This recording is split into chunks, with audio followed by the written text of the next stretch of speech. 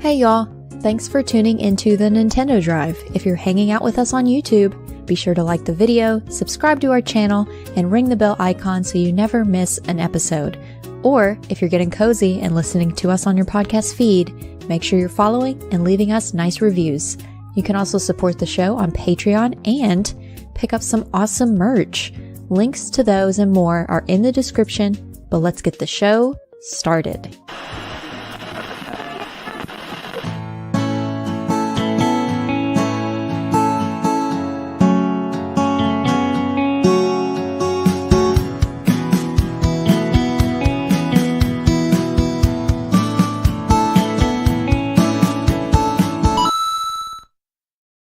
What's up, gamers? Hey, everybody. Good to see ya.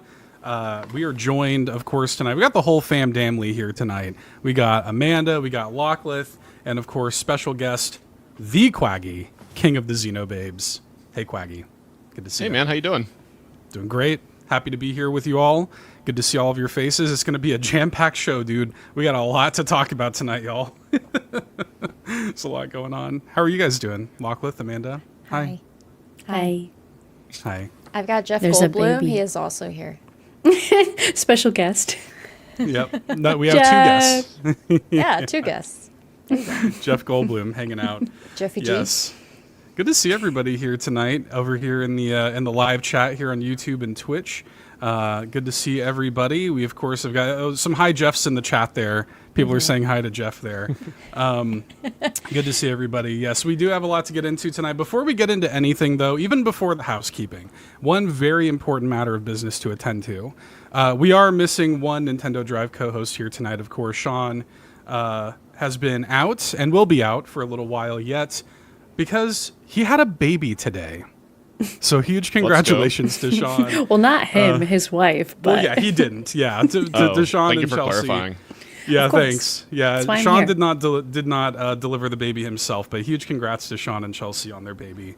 So yay in the Yay, chat, everybody. baby! Congrats, And the baby is Sean. tuning in. So the baby's first experience with carpool gaming is this podcast. I mean, it's kind of great that the baby shared a birthday with a Nintendo Direct. That's kind of cool. Iconic, honestly.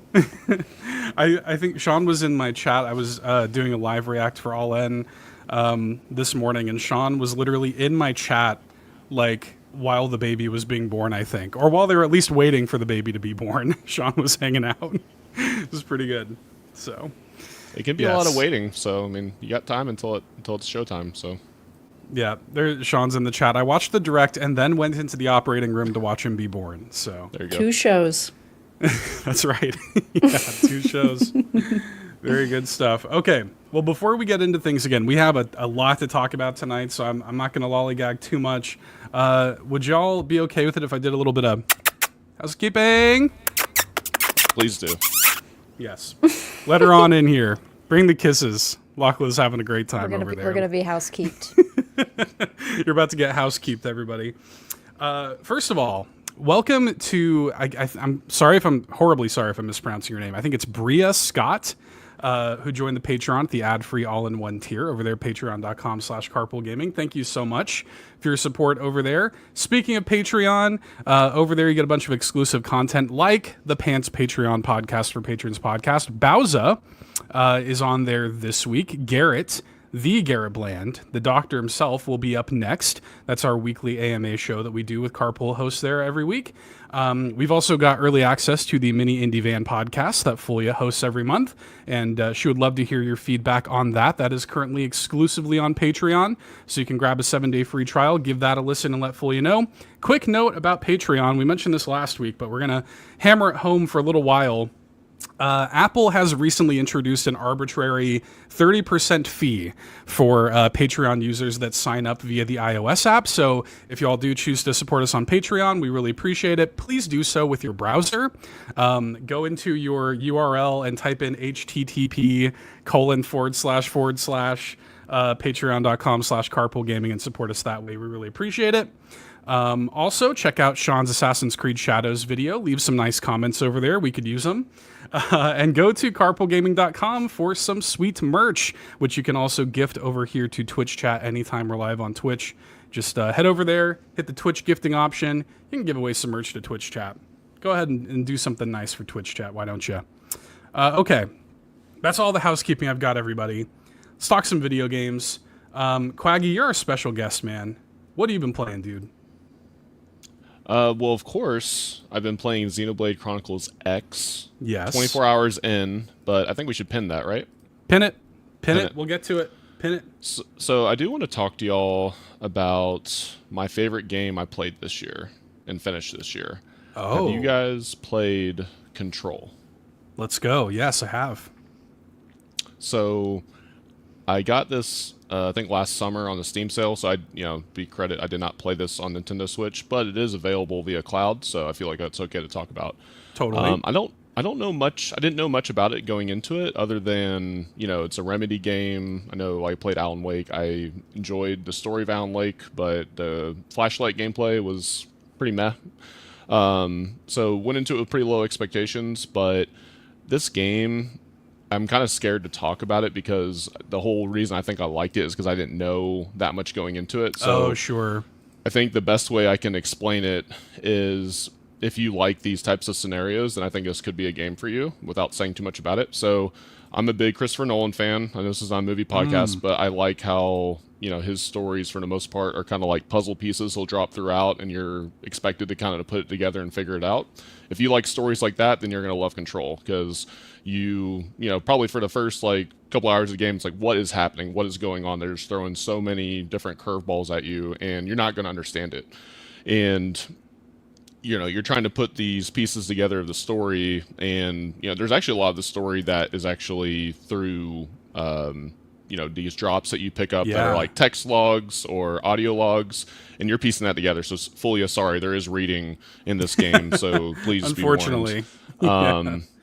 But I guess if I could maybe just do the first 10 minutes of the movies of the game is, you're this play this woman, Jesse Faden. She comes upon kind of like a spin-off of the Federal Bureau of Investigation, but it's the Federal Bureau of Control. And it's basically this secretive government agency. You stumble upon the Federal Bureau of Control, which they refer to as the oldest house, which to the normal human eye, it's just you miss it, you don't see it. It's in the middle. I don't know if they ever say what city, but I assume it's New York is a big city, and you have this building that's basically hiding in plain sight. And she comes upon it, and you kind of find out later how she comes upon it. And things don't look right. You got these people floating in the air that look possessed, and can be a little creepy. Then you stumble upon the director, who's just he's no longer alive. I guess I could say it that way. You pick up his service weapon, and now you're the director of the Federal Bureau of Control. So, again, it kind of jumps in very quickly, but it's one of those games that I literally did not know what was happening next, and until I got to the end, I was on the edge of my seat the entire time. And I think what helped too, and I guess kind of close out on my thoughts on Control, but where Alan Wake I thought was really weak with its gameplay, I think the third person shooting was actually really strong. You gain abilities throughout. You can have a dodge mechanic. You can actually float at some point. Adding all those together, it's just I actually had trouble kind of competing with all the different mechanics they throw at you, but it's definitely not a easy game because I died a lot. But if any of that kind of sounds interesting to you, I definitely recommend it. It is on Nintendo Switch, like I said, as cloud, but it's on basically every other platform, and honestly it goes on sale quite a bit. So yes, exactly, Ron's saying, throwing furniture is pretty fun. That's pretty great, because that's another thing. Not only does she have the service weapon, which is a pistol, but also it kind of morphs into other types of weapons. Yep. But she has these powers, you can pick things up telepathically and throw things around and stuff. And yeah, it's pretty great. I'm glad you're shouting it out. I completely forgot actually that it was on the cloud on Nintendo Switch. I'd be curious how well that works, because that's a game it can get pretty intense. In terms of the combat scenarios, so I would be curious how the cloud handles that. Yeah, I do kind of want to test it now, just because I wouldn't mind replaying through it again, and just more be curious how well it works. I have fiber, so especially if I get a wired connection, I'd like to think it would work pretty well, but I don't know. I'd be kind of curious to test it myself. Yeah, always wired, Cwaggy. Always wired. Always wired. Yeah. let's see. Also, after finishing up Control, I didn't really want to start anything big before I know Xenoblade was going to drop. So of course, I made sure I picked up my Xenoblade Chronicles X theme for Tetris 99. Let's go. I always respect Tetris. I won't say I'm never really the biggest Tetris fan. Like, I'll get my theme and then I usually won't touch it again. But I don't know, that I guess it was the music or something from that theme was just so like, holy crap, like this is like really good, and it made me, I guess, maybe enjoy a little more. So I actually pulled out another Tetris game because I needed more Tetris.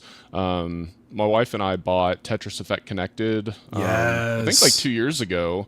I did check because I was curious when I bought it. I do still have the email. It was in June of 2023, so it's been a minute. But I got it on sale. It was like $25 for the physical, so I felt pretty good about that. Yeah. We didn't play it very long because the multiplayer is a little funky, but I decided to play through, I guess, the story mode, if you will. And that game is so beautiful, especially I was playing handheld on the OLED. I have surround sound, was playing on that. I guess when I was docked, but just the sound and the visuals, I mean, incredible. And I'd like to think now I am a Tetris fan. Like, I think it finally won me over, which I know is kind of weird to say because it's like probably the, best video game ever made, right? It's like the perfect game.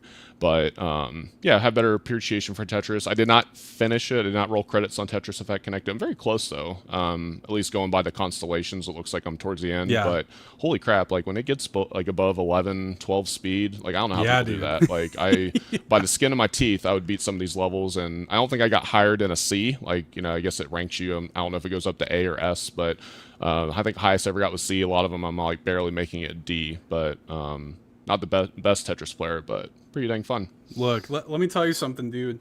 There are people out there, and I'm sorry to say it, but there are people out there that are freaks. Like, actually freaks about Tetris. Like, they have some kind of strange, like, Tetris mutation. Like, they just see the Matrix. They're doing instant drops. They're doing all these T-spins and stuff, and oh my God, it's crazy. But I'm glad you're playing that. That's one of my favorite games of all time. There's a level in Tetris Effect, you'll probably know what I'm talking about, where it's like these people made of like flames, and they're like bowing, and so it just gets crazy. And like when the speed goes up to like 11, I'm like having an anxiety attack. It's crazy. Yeah, so. I think I just played that one. Yeah, I know exactly which one you're talking about. Yeah, I think I had to replay that like 5 times. Yeah, dude, I will never forget that level. That level like freaked me out.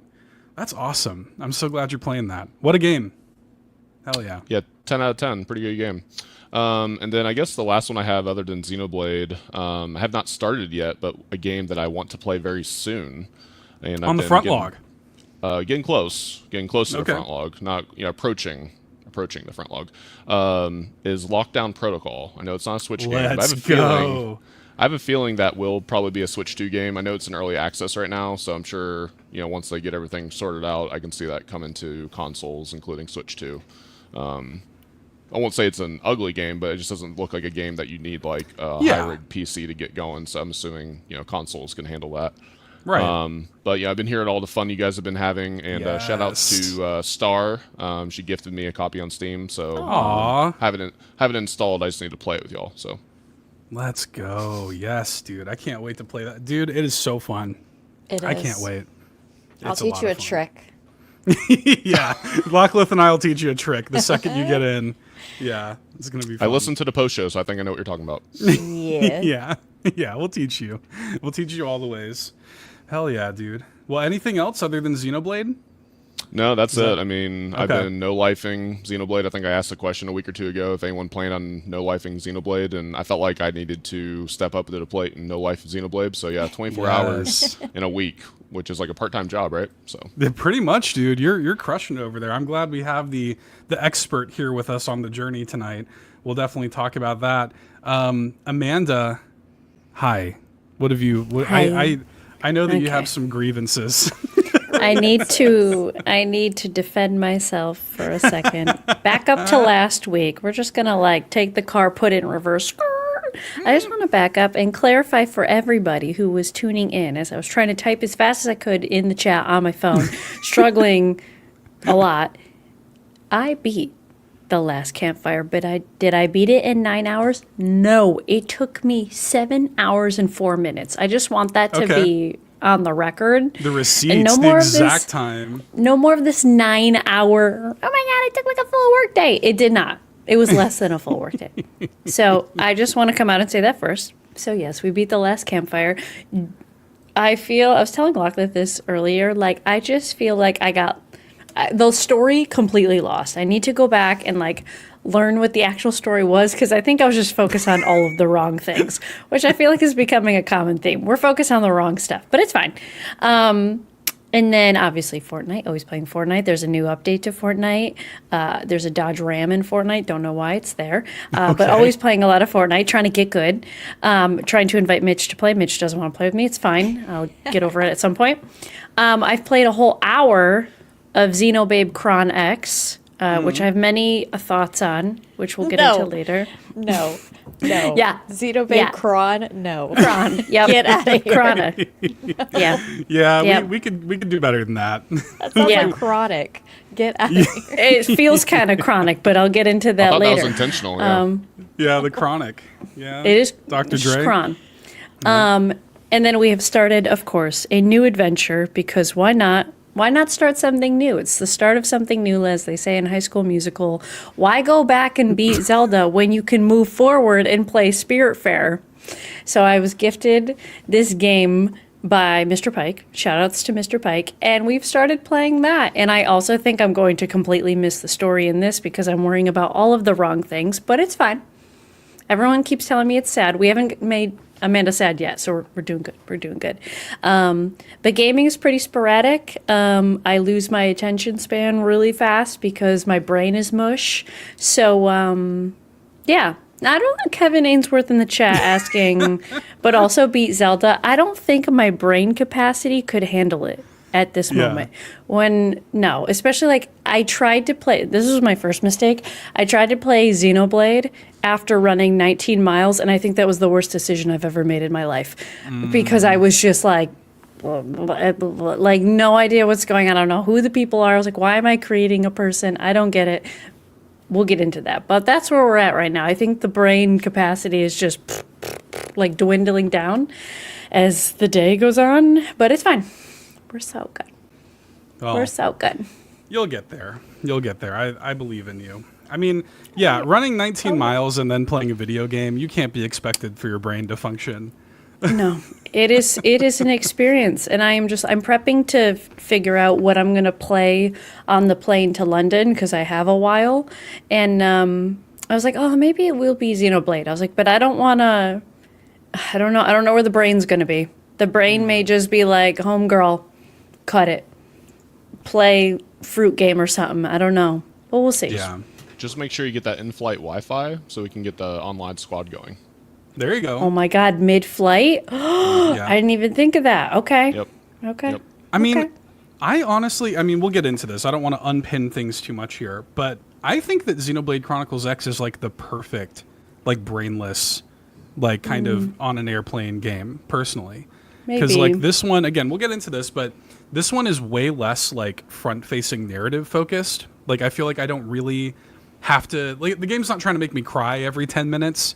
You know what I mean? So I think it's actually, it would be great for a flight personally, but cool. Well, Amanda, did you like The Last Campfire? I did. It was, yes. I think, honestly, even though it took me longer than supposedly everybody else in the universe, I do think it was a nice little baby game that I needed to get out of Zelda for a minute. I feel like we were just on this, like, repetitive motion with Zelda, and I was like, I am so sick of this game. It's not even funny. So it was a nice little blip. It was $1.99, or for me, it ended up being free because I had Nintendo credit. So it was just like, okay, something different, which I think, like, now transitioning into Spiritfarer, I was like, this is kind of what I wanted to do this year, is play these indie games, you know, alongside, obviously, Fortnite. But, like, play other stuff, not get so sucked into, like, the first-party Nintendo titles, which I felt like I did with Zelda. So it's nice to be, like, playing things that are really pretty, really beautiful, like, most things are voice acted, which is really nice, and it's just like a totally different experience. And for some reason, they're all very emotional. Don't know why, but it's fine. We're doing so good. I love that. I love that Yeah. for you. Okay. Well, Lockleth, what have you been playing other than Xenoblade? So I have one game to discuss Okay. that I played on Tuesday. Oh, right. A 30-minute Yes. game that took me 2 hours. It's your last campfire, you might say. Welcome to my world. I swear to God. It was a scary game. It's called Penitence. It's normally like a 99-cent game on Steam, but it was gifted to me from my friend Lola. That's why Ron, aka Roy, is doing press whatever, because they did a lot of that. Because, yeah, I press S to scream a lot. I To screamed a scream? lot. Yeah, no, like I screamed like IRL, like a lot. Oh, my gosh. I warned my parents before I went upstairs. I was like, if you hear screams, I'm fine. I'm playing a scary game.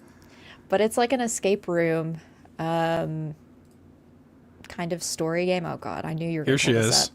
It's terrifying. Oh, You could God. probably, luckily, all of the times that I screamed are timestamped. So if you want to show one of those wonderful moans, you certainly can. really? It doesn't bother me any. You look so scared. Everything should be timestamped. I don't know why it doesn't It's show not it coming there. up properly on here. Yeah, Yeah. that's interesting. But yeah, Well, hang on. We'll find it. Don't worry. We'll find it. But I timestamped everything, including all of the times that I screamed. I screamed a total of 8 times. Seth, did you find one? Screen Yeah, counter. but I'm trying to find one that's like the first one I look at. You're looking at like a bathtub full of blood. Yeah. I'm trying to find one that's actually not like too terrible. Yeah, it took me a long time, and yes, I even put a timestamp at the end, like the last little bit of when I beat the game, because I was so scared that I ended up singing the song "I Will Survive," just as I'm playing it to get through the last little bit. I had like the video playing in my headphones. No one else could hear it on stream, because copyrights, of course. But Yeah. I decided to hum it for everyone, so that was fun, and that is now my go-to song if I'm in a scary moment to start singing "I Will Survive," because that game was oof. It was a classic stream. Yes, if you weren't there, you missed out. But I did timestamp everything. Yeah, I just get scared. I get scared super easily. Hang on, I found a good Basically- one. We'll pull this God. up. Let me know if y'all can see this chat, because I know we were having some weirdness with this the other week. So y'all should see this. So let me know. Oh no! Oh, I know what this time is. I love that. Look at her. What even was that? I cannot. So we didn't. It kind of fizzled funny on my side, but basically, there's this little girl. Her name is. Oh crap! I forgot her name. I was gonna say Iris, but it's not Iris, and it's not Irene. I can't remember her name, but it does start with an I. Ingrid. No, it's not Ingrid either. No, Ingrid's dead. I can't remember her name. Anyways, she was creeping around the corner, like in that moment, and I saw her, and I was like, "Ew, no, hate it." Yeah. Yeah, it was scary. You are basically you play Daniel, the dad, and you're basically being haunted by what you assume is your daughter for the longest, but there's a little bit of a deeper philosophical meaning of guilt that he has. And there's another point in there with the bathtub in particular that went over my head completely. If you don't pay attention to all the letters that you come across and like what's being said about, his wife and like her being upset with him and leaving him. So you have to read, is what you're saying. Yeah, there is some Yeah. reading. It wasn't too much though. Like I was too scared to really care about how much reading there was, to be fair. But it was still scary. But at the very end, I had to pull up like an 8-minute breakdown video to kind of understand really what happened, because it gets really weird at the very end, and everyone in the chat was like, "What?" Like everyone. It was wasn't like, just you. "What?" No, it wasn't just me. So that's why I ended up pulling up a breakdown, and so at the very end, I have it timestamped of when I kind of discuss like what that breakdown video basically discussed. Okay. 'Cause some of that stuff just goes over your head, but it's a short experience. It just took me 2 hours because I was a scaredy cat. Yeah. So this is called Penitence. Penitence, yes. Is it Yes. PC? Is this only PC? Yes, it's on Steam. I kind of couldn't play it up until now because my PC before wasn't capable of handling it. But because you need like a keyboard and mouse to play. So. Yeah. Because I tried my Steam Deck, but it wouldn't work. Oh, really? Yeah. Womp womp. Well, maybe that's the only game Switch that I 2. have besides Xenoblade. Yeah. Okay. Well, the only game that I really have other than Xenoblade is I finished Mario's Picross on the Game Boy app. Yeah. I've been playing Mario's Picross a lot because I've been so busy lately, you guys. Like it's just been go for like the past 2 weeks. I just haven't had a lot of gaming time. And I kind of before bed I'll maybe play like 10-15 minutes of Mario's Picross. You know, do like I was literally about to say do a line, but they have like a line of puzzles, you know, that you can solve. Let's just Sure, Seth. We know what you mean. Yeah. Just do a line, get a little bump before bed, you know. But Not a bump, but no, please. I I just do a line of puzzles before bed, and take me like 10 minutes or something like that. And I just kind of been slowly working through the Mario's Picross puzzles, and that's been a good time. I have gone through all of them now. I have 100%ed that game, and really liked it. Look, dude, it's Picross. It's good. On the front log, I will be playing Expelled very soon. I've been meaning to get around to this. I swear I am going to stream it on the All In channel next week if it kills me. I have got to finally play this game because I know I'll love it. That's the new game from Inkle, where essentially it's like a murder mystery, but you're the one who did the murder, sort of thing. Like you're like trying to get away with it, kind of thing. It takes place in like a boarding school, like a British boarding school, and the game opens with you being accused of like pushing a girl out the window, basically. And so over the course of the game, you go through and you try to get to the bottom of it. Did you do it? Did you not do it? If you did do it, are you trying to get away with it? Stuff like this. And then like you go through different playthroughs with like the knowledge that you gained of the previous playthrough.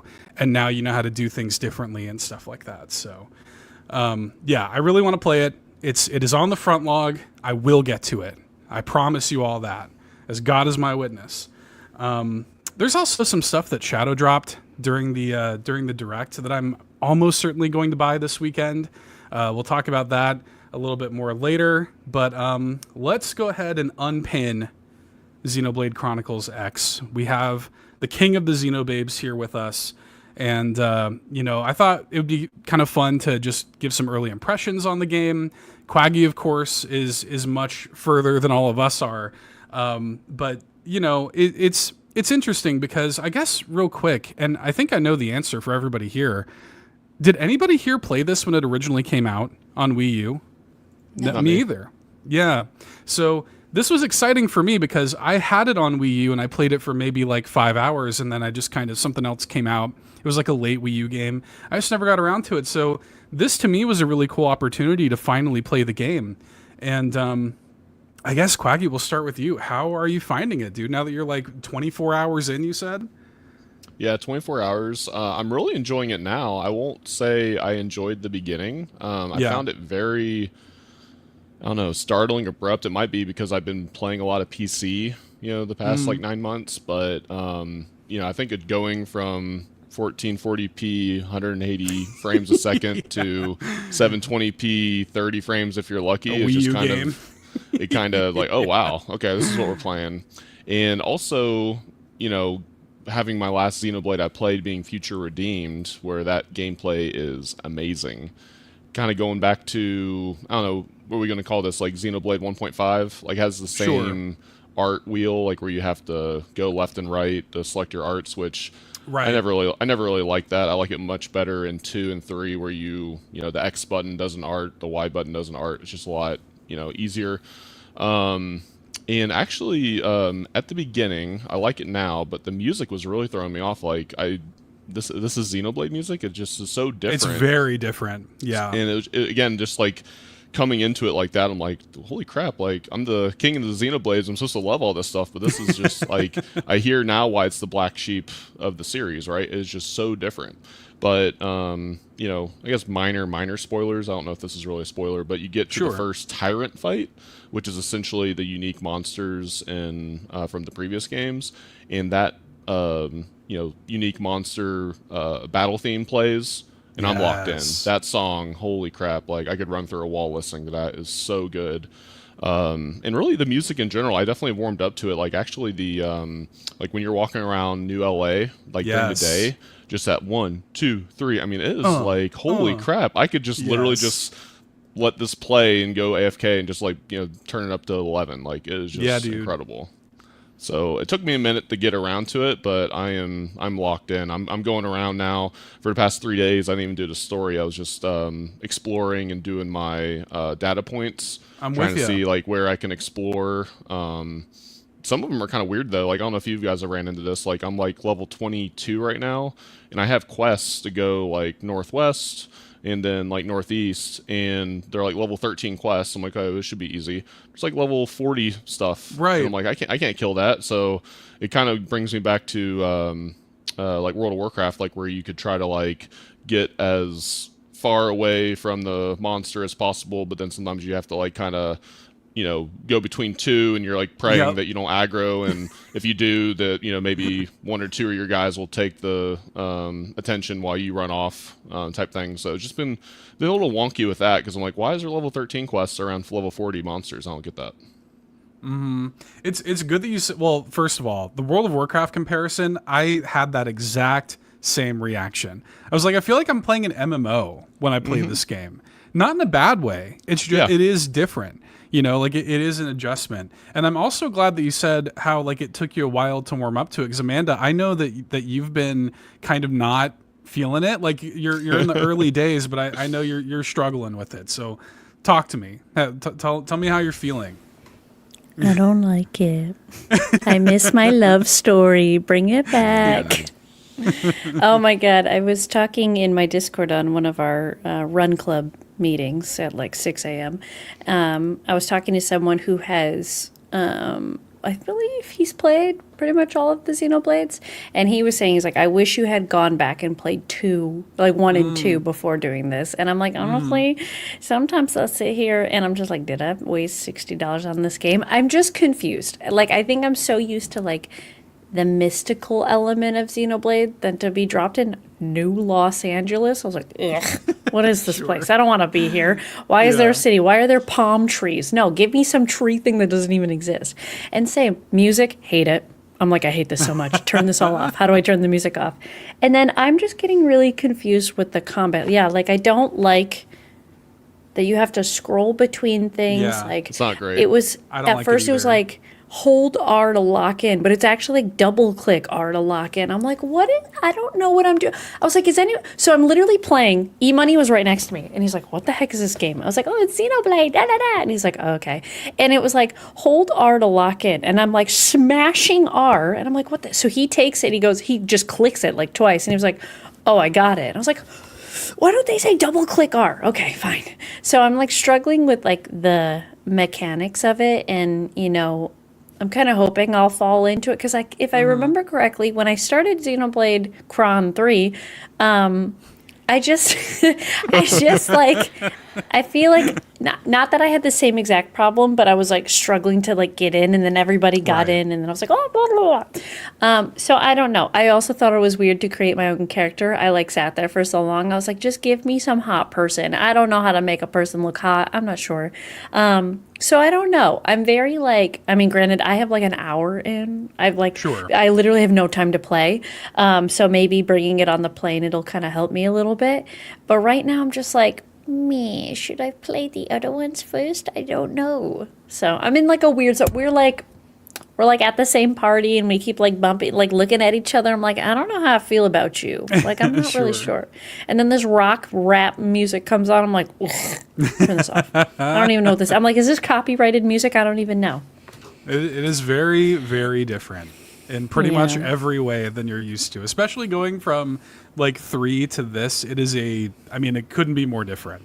Right. Oh my God, I was so confused. It was like a shock to the system. I was like, maybe I just go backwards instead.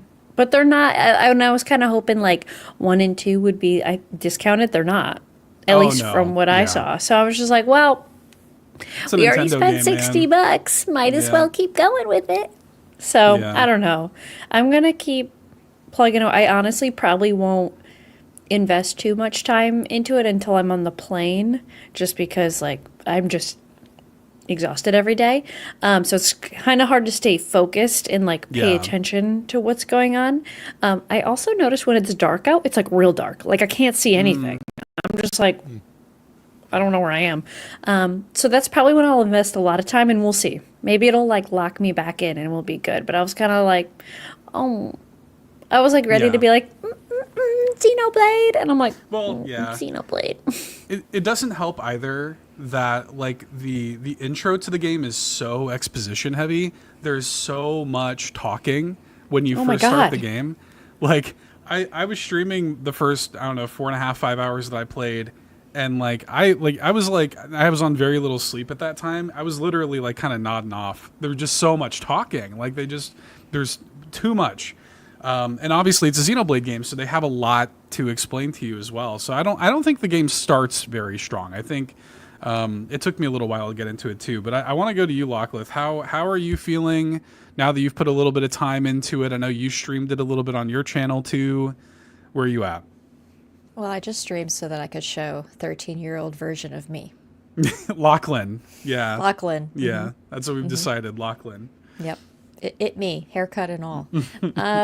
So I was really struggling with the locking on. That was my one biggest pet peeve. And if you watch my stream, you literally see me. I'm like, I'm pressing this bumper and nothing's happening.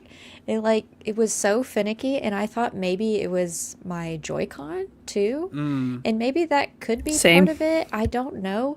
But I literally ended up moving my dock closer, like it's on the other side of my PC. I was like, well, maybe it just can't, recognize that I'm pressing the button. So I moved the dock in front of my PC where it's literally right below me, and still I was having issues. And I was like, what is happening? So I'm confused. I just pressed the R button and it targets a player. I don't think I've locked on to anything for 24 hours. It was like sometimes I did it 5 times, it would work. Sometimes I did it the first time, it would work. It wasn't consistent, so it could be a Joy-Con issue because I've played a lot of Animal Crossing. I think I might have worn out the inventory button. I don't know. I don't know, because I also tried it on controller and it was the same thing. And I was like, okay. I don't understand. It just it says hold R to lock in on an enemy. And it's like I would touch it, nothing. I would hold it down, nothing. The other thing I can think of, and I might have to test this more, is it might have been the distance of how close I was to the enemy. But the thing about that is when I was in battle, I would accidentally hit, change who I was locked in on. Yeah. And it would put me, all the way, this enemy's I've leg, had that. freaking over there. And I'm like, dude, I'm right here. Why? I don't give a I don't care about that. Sorry, I almost cursed. I don't care about that monster over there, but I, accidentally would lock onto those when I'm literally just trying to stay right here. It was so annoying. That was my one thing. It was the locking on and finding. Yeah, it was so frustrating. I was actually frustrated on my stream trying to do that part. I think there's a setting, I can try to find it and send it to you, but there's one setting for enemy targeting, choose only enemies in combat. So if you do need to change target in combat, it will only select stuff that's fighting you, and then it won't select something that's 500 yards away. So Yeah. I'll look into that. That would be great. I need that because I guess I'm just button mashing. I'm doing it by accident. But when you're button mashing, trying to lock on, and it doesn't lock onto anything, and you're right up in the face of the enemy, and you're just like, I'm right here. I'm just a girl. I'm right here. Yeah, I'm just a baby. Yeah, I don't know.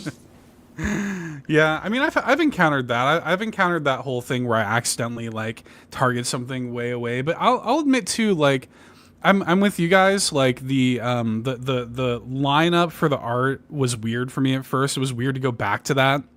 I was like, this just doesn't feel as good as the other games. But once I got over that mental hurdle, I kind of started to appreciate some of the stuff that the combat does that is kind of different and interesting. I like that this game almost has like a Monster Hunter kind of scheme where you can target the different body parts and like break the different body parts and, you know, do more damage and stuff like that and get different like materials for it. I like that a lot. I actually kind of wish that that was more of a thing in other games. It's a little clunky. Like you got to hold like R and then like A or X or whatever to like switch between. That's a little weird. But I still I thought it was kind of cool. I quite like the and I don't really remember this being a factor. Maybe it was in 1 or 2. It's more of a factor in 3, but like changing your classes and like going through and maxing out a class and like turning, you know, into a different class and having a whole like other set of specializations and stuff. I don't know. I like that. The other thing that I really like about this game is just how fast it is. Like the traversal, like running around the world, you're so fast and your jump is so floaty that like I love it too. Like I feel like I'm just like zooming through the world. I'm jumping around. I'm doing like spins and stuff. I think it feels great, and I really like that about it. It kind of reminds me of playing. I mean, yeah, it does remind me of playing an MMO, like in a good way. I kind of like just turning my brain off and just doing like side quests and, you know, like Cwaggy was saying, like going through and like doing the little like probes, the research probes and stuff. I like that. Like I like just kind of running around doing the janky stuff like you're talking about, where there's like, you know, 2 high-level monsters, but can I thread the needle and get between them without aggroing them? You know, like I like that kind of thing. And I don't know, like it's very different. Like it is, you know, especially if you're coming from Xenoblade 3, like this is a very, very different vibe. But I don't dislike it. I kind of like how different even the setting and the music and stuff is. Like it feels more human. Like it feels more like modern, or, you know, it's a sci-fi game. It's not like a fantasy game. I don't know. It's weird and it's different, but I like it so far. Yeah, it's like a near future setting, right? Because like you're in New LA. I mean, there's like cars like with regular wheels. Like, I mean, they look more futuristic, but like you've never seen anything. Everything mostly else in Xenoblade looks so alien compared to like, you know, what we have now. And yeah, that was kind of like weird. It's like 2054, so what, 30 years in the future type thing? 30 years, 29 years, yeah. Yeah. I don't know. It's kind of neat. And I mean, I don't have was it the Skell, like the mechs or whatever? I don't have one of those yet. So I'm sure the game is totally different once you have those. But yeah, I don't know. I think it's kind of neat. And it's very like, it's mission based too. I mean, again, it reminds me of like in World of Warcraft. Like you hit level 10 and then you choose like your class specialization, and it's similar thing here. Like you choose like if you're a pathfinder or if you're a whatever, like all these different, you know, pathways that you can help out NLA in. And I don't know, like there's something kind of interesting about that. And I'm excited that you can do missions that are online based, because you can do like 32 player online. I'm excited to dig into that and see how that all works. So yeah, like it has taken me some getting used to, but when I get in there, I have a good time like with it, in just in a different way. Like I'm not really absorbing the story really at all. The setup of the story I think is kind of neat, but it's not really what I'm playing it for. I'm kind of playing it for just like the feeling of playing it, like running around, fighting stuff, collecting stuff. You know, it reminds me of Cwaggy in Future Redeemed, how they have like so much incentivization for you to collect the little stuff on the map, like the shiny little things. This one, there's shiny stuff everywhere. Oh yeah. And I get so distracted. I'm like, oh, shiny thing. Let me go run off and grab that. You're like a crow. Totally. I'm just like a crow. So I don't know. I'm having a good time with it so far though. So yeah, I think the thing that I'm most excited about, and yes, I'm enjoying, you know, X, but you know, other than making money, which of course Nintendo made this to make money, but I kind of think back to the, you know, Xenoblade 1 Definitive Edition, you know, again, to make money, but also because 3 was tying back to 1, and they wanted to make sure that people had a good way rather than, you know, owning a Wii or a 3DS to play it, right? So especially after now playing it for 24 hours, I'm pretty confident we're going to see X2. And what I would really hope is that, they build upon the gameplay, from like 3 and Future Redeemed. Of course, bring a lot of that same stuff that you're talking about with, because I also like, targeting different monster body parts. So I'm not saying you have to make it just like 3 or Future Redeemed, but really if you've played all the games, this series has evolved so far from 1 to Future Redeemed. I mean, almost it's not recognizable, right? It's just so different, and I think a lot better. So I'm actually pretty hyped for the future because, I could be wrong, but I can see X2 definitely being a big possibility, especially because it seems like Nintendo is really wanting to focus on these like bigger multiplayer experiences. Like they had that, NDA thing that no one can talk about, but of course it leaked anyway. Everyone that was did. very focused on, basically a big multiplayer like experience, which, it's 32 players with, this game. Could it be more beyond that? And I don't know, it's actually even has me kind of interested in what would a Xenoblade MMO look like. I mean, this is kind of like the prototype, right? And I find it pretty fun. I admit, Amanda, I didn't really like it at hour 1 either, so doesn't mean that you'll like it eventually anyway, but it didn't have a good start. But I am kind of excited to see where it leads from here, because I don't think they just did it I think there's a reason other than just money that they brought this to Switch. Yeah. I didn't think about that. And I'm looking at Future Redeemed. I'm like, oh, maybe that's the route I go first and just go do that, because really It's good. It's really good. I was like, maybe that's what I need first to kind of get the itch of like, oh, bring all my people back and then jump back in. So maybe that's what I'll do, is that I'll jump to Future Redeemed and then I'll jump in back into this. I don't know. Yeah, maybe like Jan32 says, once it starts clicking, it clicks. Maybe that's it. And I just keep thinking back. I was like, I think I struggled with Xenoblade at first. And I think what tied it in for me was the story. And I think that's what I'm like, where is that? Bring that. And granted, I'm like an hour in. But I don't know. Maybe I'll also just buy Future Redeemed real quick. I mean, now, Future Redeemed does not have the same cast of characters, so just giving you a heads up on that. Oh, okay. So, okay. Yeah. Now it does kind of fill in some gaps from 3 that you might appreciate, but if you're hoping to get Noah and Mio back, sorry. Yeah. Okay. Yeah, I see that there's some different people on there. Right. But well, I don't know. and not only that, it also pays off a lot of things from 1 and 2. Which I wouldn't know. So I'm not saying I'm not saying don't play it, but like you would be missing, I think, a little bit of context having not played 1 or 2. There's some really good moments of like payoff for fans of 1 and 2 in there, which is neat. But yeah, I mean, that's I think something that maybe we should stress to people listening if you're on the fence about getting this, is that like this is not like the vibe of Xenoblade like 1, 2, and 3. These are very character driven stories.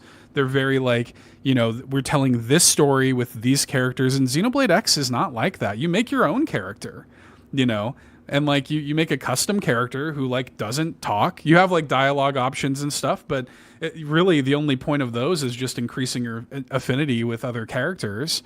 But it's not, it is not that same kind of vibe. It's going for a very different thing. So not only is it kind of like off in its own corner, gameplay wise, not only is it very different that way, it's also off in its own corner, like in the way it handles narrative and story. Not that there's nothing there, but it's just a very different approach than the other games you're used to. So I get it. It would be interesting. I would be curious, Amanda, if you went back to 1, I would be curious how you'd feel about that, because the gameplay of 1, like Cwaggy mentioned this earlier, it is still dated, but it's also like going to give you, I think, a little bit more of the character stuff that you're looking for, a little bit more of the story stuff you're looking for. I'd be curious how you would like going back to 1. I know. That's why I wish they were at least somewhat on sale, even if it was just a little bit. Because someone in my Discord was like, just go play 2. Like, literally go play 2. Like, you'll feel better. I was like, oh, okay. So I don't know. She's pretty great, so... I was watching the trailer on the side here for Future Redeemed, and I don't know, like maybe I would miss stuff, but I'm already like, oh, just looks like what I'm used to. So I don't know. And this one's $30 and not $60. So True. I don't know. Maybe I pop in this for a little bit and then go back, and maybe it will like unlock things, and maybe I just work my way through. Because I think the only thing that stands out for me that like I'm not super like I don't really have a desire to do maybe is the online play. I think I liked Xenoblade because I got so locked into the story, the characters. I think that it was like I was living in like an anime, and just watching the story go. And I think I would miss that. I feel like at the current moment I am at, like I'm already missing that, and I don't think like the multiplayer is super like like I really want to do that. So I don't know. Maybe I like bump into Future Redeem, check it out, and then go 1-2, and then maybe come back to X. I don't know. I think I'm gonna mess around a little bit and just try to find. It's also like I said, it's also hard because like it's hard for me to like keep focus right now. So it's also just like a weird time. But I don't know. Maybe that's what I'll do. I'll just bop around a little bit. That's okay. I mean, that's the thing too. Is like people ebb and flow. I ebb and flow with video games all the time, man. You know. So, I mean, famously, like, I hated Majora's Mask for, like, 15 years. Now it's one of my favorite games of all time. So, yeah, that just happens. Well, I think, real quick, let's answer a few of these questions. We got, Cwaggy, you got a bunch of questions from the community. And we got a bunch of questions about Xenoblade in particular. So let's answer some of these before we get into the direct here. The first one from Nagachaka, question for the true king of the XenoBabes. As of right now, what's your favorite XenoBabes game now that you've experienced Xenoblade Chronicles X? I think it's still going to be 2. I think it's going to be hard to not be 2 for me. But of course, you know, especially since Nagashaka was one to ask this, it's one full experience, 2 in Torna, the Golden Country. And it is true that actually, you know, it is a removed chapter from 2. They made it DLC, so it is actually truly one full experience. So, no mean comments, Rod. This is actually legitimate. So, I love it. Okay, very good. This is another one for Cwaggy specifically. Solo question for Cwaggy, as I don't think we've compared notes in conversation. Rate in descending order the Xenoblade games, both for story and for gameplay mechanics, please. Well, impromptu ranking from Cwaggy. All right, so I always get ascending and descending because I'm thinking 5, 4, 3, you know, ending in 1. Right. But I also think 1 being the best, you're going up. So I'm going to go start with 5. Okay. Or actually, you know, I'm going to start with not rated. I don't feel comfortable rating X at this point. You know, I'd rather rate it when I'm done, so I won't consider that one. I'm going to put 1 and Future Connected at, you know, I guess it would be 4 then. Not that it's a bad game, and actually 1, the story, I'd say for the first like 3/4 of that game is fantastic. I think the wheels kind of fall off at the end. I agree. Future Connected, I don't think was super compelling, but I do appreciate what it did to set up 3. So I mean, it is still important, but I just don't think it was the strongest of the series. And probably just by an inch, but 3 and Future Redeemed would come in second with that. And again, I really do kind of think those as one full experience because there's so much context that Future Redeem adds from 3, and you're just kind of like, holy crap, like that's what it was. And, you know, I do have to consider those together. And then, of course, 2 and Torn of the Golden Country being at the top. Nice. I mean, really, Torn of the Golden Country, I think it's the peak gameplay. The whole, like, Vanguard system where you're swapping blades. And, oh, gosh, I was so sad that they got rid of that, which I know for story reasons it wouldn't have made much sense, but it was so... Torna, such a great game. Yeah, that's a fun one. It gets a lot of crap for the forced side quests, which, you know, is not good. I don't think forced side quests is good, but otherwise, the game is amazing. Yeah. Agreed. Yeah, there's some chirping in the chat about Xenosaga and Xenogears. Have you ever played any of those? I haven't, and I've purposely been avoiding like even stories because it seems like that, you know, the Xeno series is getting more popular, and yeah, man. Square Enix is, you know, at least acknowledging it because I think in was it the Theater Rhythm game that came out last? They actually had a Xenogears song, so I mean, it did. They haven't completely forgotten about it. You know, I wouldn't put it past them that maybe they'll do a remaster remake. So I'll definitely play it. I'm not gonna buy a PlayStation 1 to play it, but and I've heard mixed things about Xenosaga. I think a lot of people don't like 2, but I think at this point I would play it if they came to modern consoles for sure. Yeah, that'd be cool. I see a little update here in the chat from Miles _of_Amanda. It didn't take much. I was like, okay, this is it. I'm gonna just buy this one. So. Just a stiff breeze is all it took. Just a little push her over the edge. Plays so good, Amanda. You're gonna love it. Yeah, I'm really excited. I'm gonna jump into this for a little bit. Yeah. Okay. Very good. Well, I think you kind of answered this earlier, Cwaggy, but I guess just for posterity here, from the Ron, Cwagmire brothers, since Monolith Soft is working on something new, what are you hoping it'll be? Turn-based or action-based combat, sci-fi or fantasy? Do you think there will be Californians or Armenians? Can't wait to see you on the show, my man. I'll be tuning in live for this. Feels special. Well, I guess these are two different questions, right? Because you made, I think, a good point that I hadn't even considered earlier, that maybe they'll be doing X2. Like, is that what you want? Like, what do you want them to do? So before I played X, I didn't want it because I just, I was going to play X anyway, but I wasn't excited for it. Even before it was announced that it was coming, I was just like, I was one of the few people not asking for it because I had heard that, it's not really that story driven, which kind of like what Amanda was saying. I kind of like Xenoblade because it is story driven, right? So beforehand, and I sent you a picture. I don't know if you're able to pull it up or not, but it's a heavily rumored fantasy RPG that Monolith has been working on. I have a little bone to pick with the fantasy critic people because they said this is canceled, and I don't think it's true. They're saying that this came from Tears of the Kingdom, yeah, I think Monolith. I've been been following this company pretty religiously since becoming fans. So they've bolstered, almost doubled their workforce over the past 3 or 4 years. So it doesn't take that much just to do Xenoblade, right? So I think they are working on something, and there for a while I thought maybe it would come to Switch 1, but at this point probably be Switch 2. I'm pretty confident that Monolith is going to have something within the launch window, kind of like what they did Xenoblade 2. It was like 9 months after Switch 1 release was when Xenoblade 2 was out. I think now we're speculating maybe summer, so maybe spring 26, maybe as late as summer. I think that a game like this could come, and I like the MMO combat. I know a lot of people don't. I mean, it seems like a lot of what I hear about Xenoblade 3, right? Story's great. I don't like the combat. So I get it. It's not for everyone. So I wouldn't be against.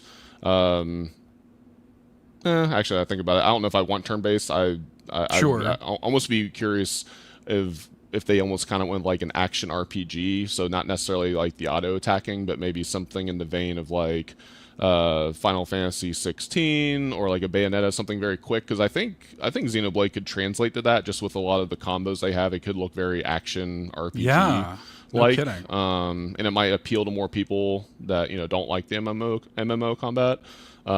So yeah, I don't know. I think this is kind of what I want, but playing X, I'm definitely more excited for the possibility of X2 because I think they have really good groundwork with X, and probably with the Wii U limitations, with Switch, probably couldn't fully realize that, but X2 could be pretty legit. I'm glad you're on the show tonight, Cwaggy. Oh, thank you. That's a good answer. Damn, that's a good answer. That's a better answer than I could have gave to that. That's for sure. I love it. Well, that's cool. That was my first time seeing that concept art. I'd never seen that before, so that is cool. Yeah, it doesn't look like Tears of Kingdom to me, so I don't know where they got it from. No, definitely not. I mean, I get the idea of the dragon. The character looks kind of like Zelda vaguely, or so. I can see it, but no, it doesn't look like Tears of the Kingdom. Okay, we've got something here from HVAC Sparky. Hey all, hope you're all doing well. Shout out to Cwaggy for being on the show and giving us all the Xenoblade goodness. Does this game feel more Breath of the Wild than the rest of the Xenoblade games? At first glance, exploring and taking in the awesome world they've built seems to be the focus. I, for my part, definitely think that exploration, running around the world, just kind of doing side quests, picking stuff up, that to me is like the heart of this game, personally.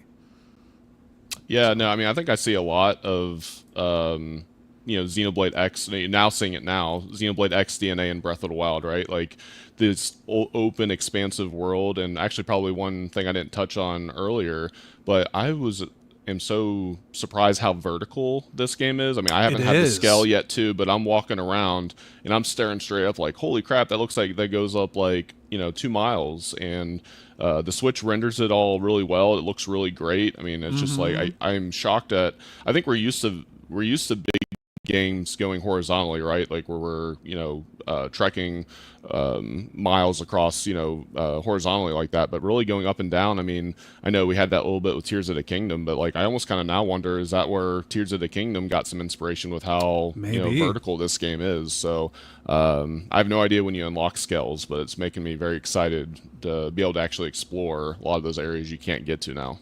Yeah, that's a good point, man. Yeah, that's interesting. I mean, because when you get a big old mech, you need a world like that, because otherwise, like you're just you're going to be walking all over everything. So I'm excited to see what's going on with that. Okay, we got one last Xenoblade question, and then we'll get into the direct. This one's from Antics. Hey all, hope everyone is hyped for all the Rhythm Heaven and Tamagotchi Life fun. Oh, we'll get to that, Antics. Don't you worry. Question for all the XenoBabes. How absolutely amazing is Xenoblade X, and what's your favorite class in the game so far? Locklith, Amanda, have y'all messed with the class? I know, Amanda, you're real early, so you probably haven't changed classes or anything. Have you, Locklith? Have you messed with that at all? I haven't done a damn thing.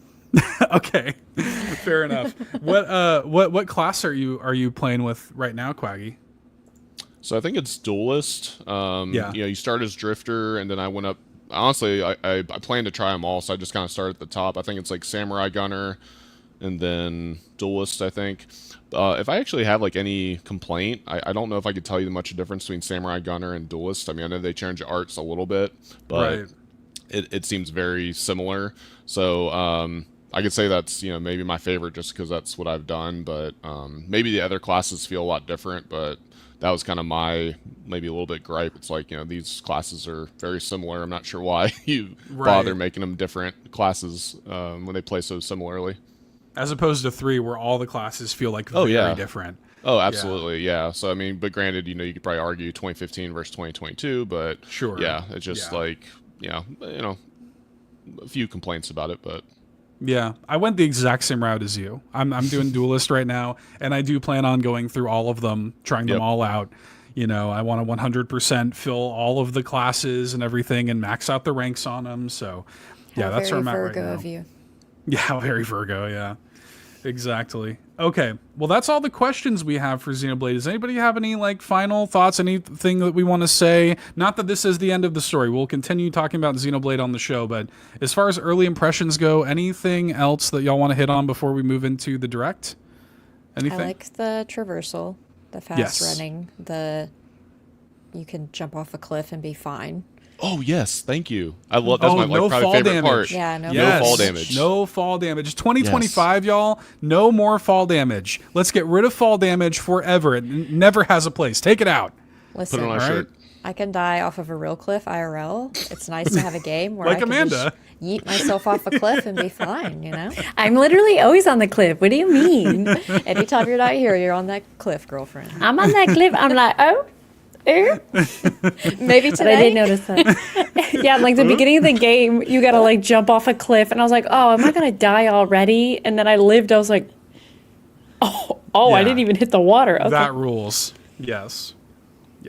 And the music Great is point. great. I like the music. Yep. Agreed. It grows on you for sure. It didn't take Yeah. very long. I was like Seth when you were streaming it, and you were like, Yeah, was me. dude. I was like, Yeah. okay, all right, I hear you. It's different. It's not emotional, sweeping, Nah, who needs that? beautiful, I don't need that. sending off dead bodies with just wind the- flutes. Give me the hardcore, man. That's what I listen to at the gym anyway. Hell yeah. Oh yeah, I want them to add this to Nintendo Music so bad so I can listen to it at the gym.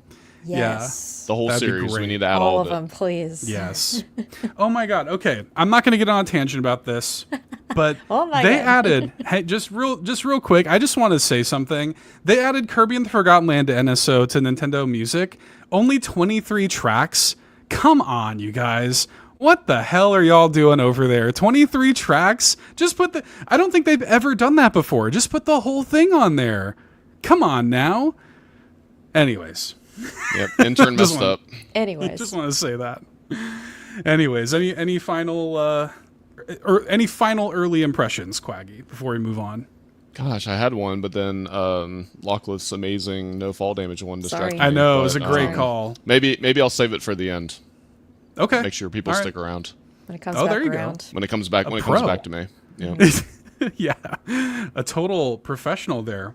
Okay, well, let's talk about this Nintendo Direct. Now, we're not going to do like a full breakdown. We're not going to hit absolutely everything. But yeah, kind of out of nowhere, Nintendo did a Nintendo Direct this morning. It is about 30 minutes in length. It is primarily focused on Switch 1 stuff because, of course, we have the Switch 2 Direct happening next week, which, by the way, just as a quick PSA, I should have said this earlier, completely forgot. We're doing the show next week a night early. It's because we have the Direct on next Wednesday night, so we are going to do the show next Wednesday night live instead of our normal Chursday. We're going to be on Chew Wednesday. Yes. So we'll be live Chew Wednesday night, April 2nd, with our thoughts on Switch 2. But yeah, we got this kind of like pre-Switch 2 Direct, and I thought we could just kind of go around the horn and maybe each one of us could shout out like one of our favorite announcements, and we can just kind of talk about it until we run out of games. So I don't know, like I guess maybe even before we do that, maybe some top level thoughts. Like Cwaggy, how do you feel? Like how are you feeling about this Direct? How did this land with you? So overall, I think it was a really good Direct. I can't really point to any significant games that I'm excited about, but I know listening to y'all, there's a lot of games that got announced here that I feel like you guys have been predicting or asking for years. So I kind of felt like this is a good send-off that's like, hey, we were listening, kind of. Here you go. And, let's go ahead and get them out there before. I think probably one that I'll touch on, but I'll definitely let you talk more about it, Seth. I did think that Rhythm Heaven game looked pretty fun. My wife and I really like the WarioWare games, and they kind of give me some WarioWare vibes. I'm curious if that was accurate or not. Yeah, well, same artist. Ko Takeuchi is the same. He is the artist of both WarioWare and Rhythm Heaven. So yeah, that makes sense. Yeah. Yeah, so I was like kind of sharing that with her because, she knew I was going to be on this tonight and that we were going to be talking about the Direct. She's like, anything cool that you liked? I'm like, well, the Rhythm Heaven game looked like it might be fun. We played both Get It Together and Move It. Not a ton, but we had some fun with it, so I could see us enjoying that too. Oh yeah, we will be talking about Rhythm Heaven for sure. Amanda, what are some top level thoughts before we dive into the games? How did you feel about this Direct? Okay, honestly, so I was watching your stream. I was at work in a meeting, but also watching your stream.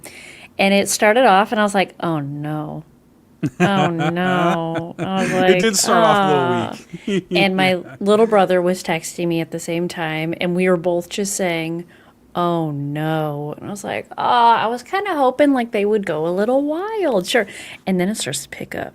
And I'm like, oh. Okay, and I was like feeding off of Seth's energy while in this meeting with like the president of our company, and I'm like, oh my god, like Seth is hyped, I'm hyped, oh my god.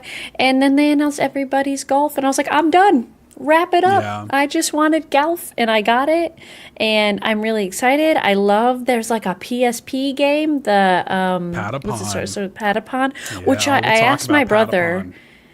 I was like, I had that, didn't I? He goes, I'm like pretty sure you had that game. I was like, because the music sounded very familiar to me. I love that there's a Tamagotchi game. I was like, oh my God, that's like my childhood. I just feel like they were like, let us hit you where it hurts in a good way. So overall, like I was like mid at first. I was like, it's kind of dark. Nintendo's making me feel sad. I don't know. Or is this supposed to be like the morning of the end of the Switch? I don't know. And then it just like picked up, and I was like, oh, this is such a vibe. And I think it ended really well. I was very thrown off about the app at the end. I thought they were going to talk about the Nintendo World or the movie or whatnot. Or I was also kind of I was still hoping for Wind Waker. I was like, baby, give it to me. Give it to me. I'll buy it on both systems. I don't care. But yeah, overall very positive once it picked up, because the beginning was kind of depressing. So I like to hear it. What about you, Lachlan? Top level thoughts? Beginning was a snooze fest, let's be honest. Let's just be so no real. Dragon Age fans, huh? I've never played any of the Dragon Age games, actually. So I don't know. Was not a fan. But it picked up at the very tail end. Well, it picked up before that, but the very end, I got The last hyped. announcement I got was hyped. hype. I was in all caps in Seth's stream because, yes, I was also there. I wasn't working. I don't have a job. So I was there in the chat just watching because Seth knows his Nintendo lore. So I knew that was the best place to be. Oh, shucks.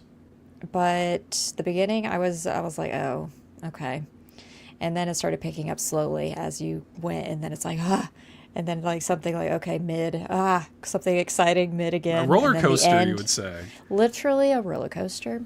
I didn't black out on this roller coaster, but it was fun. Do you black out on roller coasters? Yeah.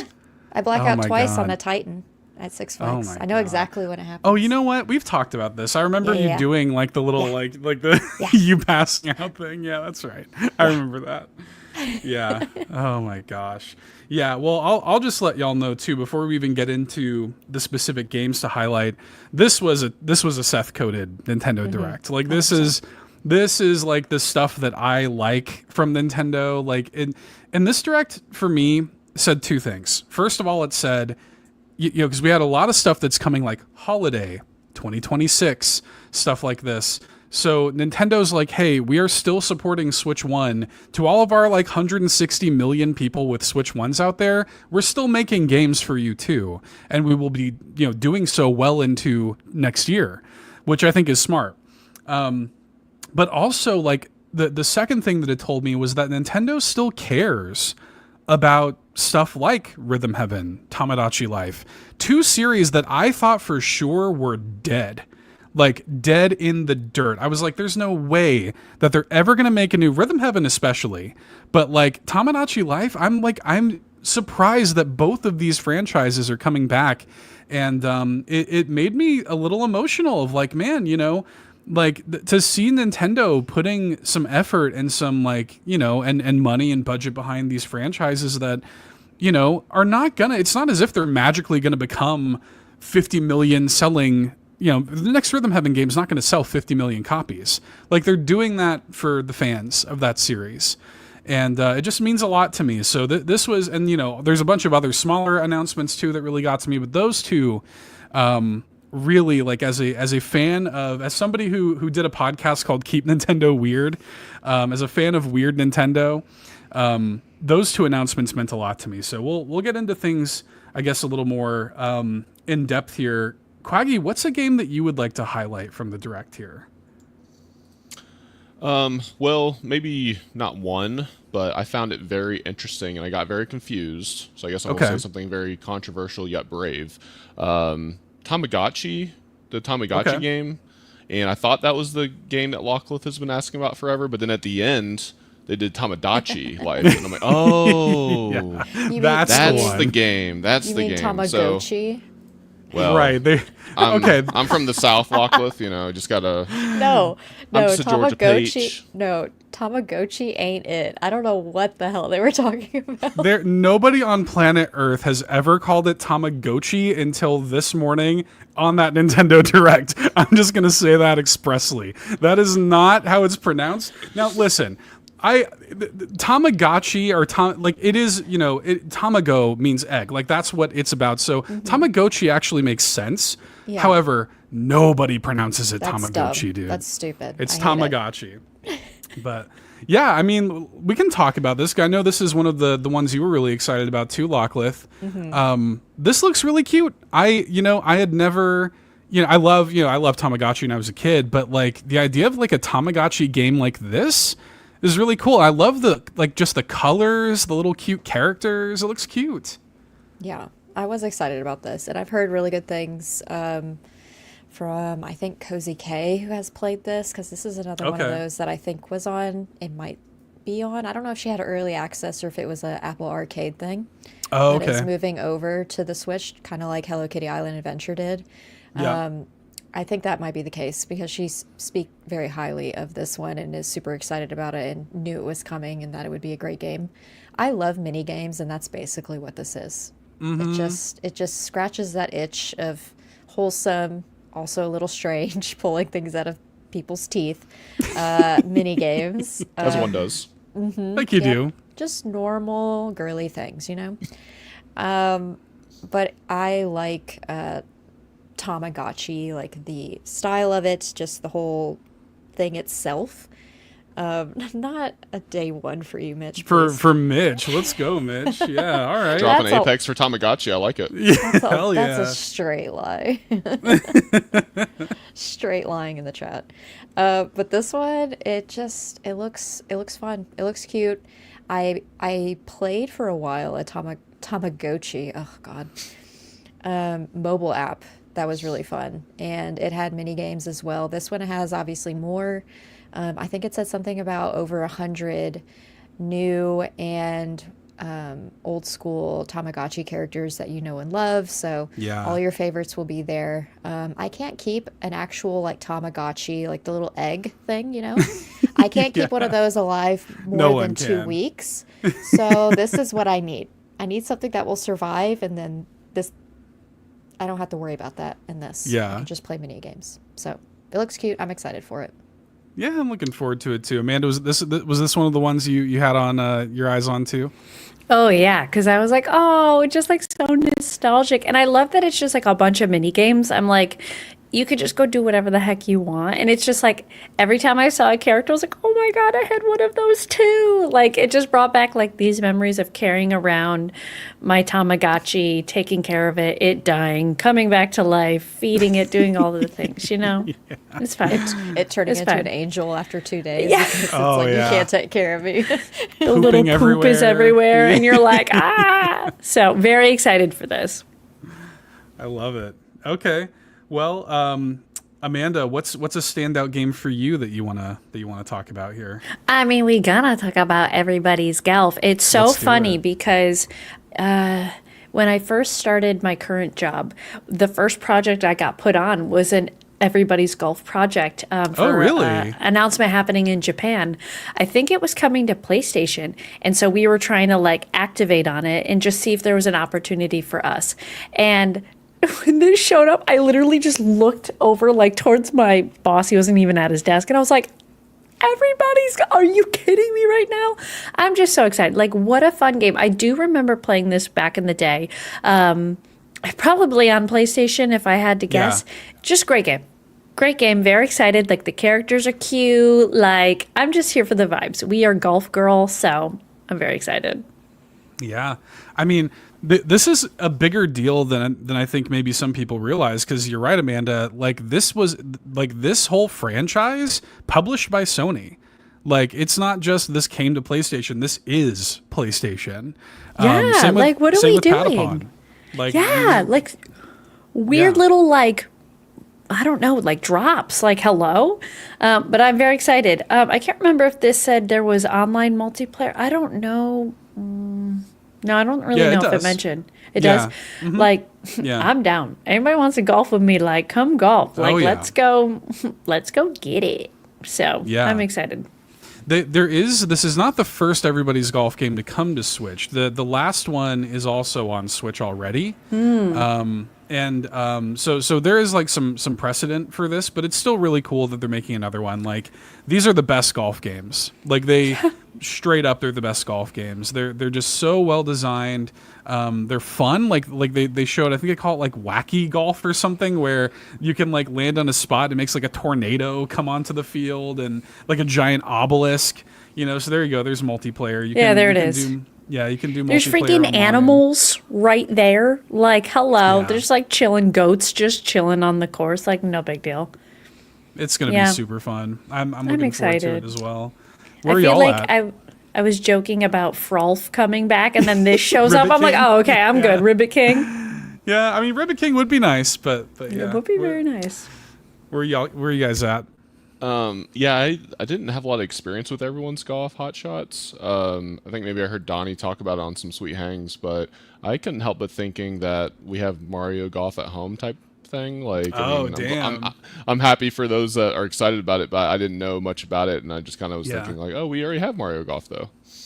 Yeah, that's fair. I mean, Mario Golf, it's a different vibe. Like these are still arcadey though. Like this is not this is not like Tiger Woods PGA Tour. This is not like simulation golfing. This is still a little bit more over the top, I would say. Like, you know, it's got these anime vibes, you know, to it and stuff. And cute anime girl golf. That's what I hope I look like out on the golf course, a cute anime girl. But you know, maybe someday. What do you think, Lockleth? Are you going to be playing some golf? I don't know. Like, I'm not a golf fan in general. Sure. I've got 2 golf hats, so that makes complete sense. In real life, I wore one to the gym just a moment ago. But I usually don't lean towards the golf games.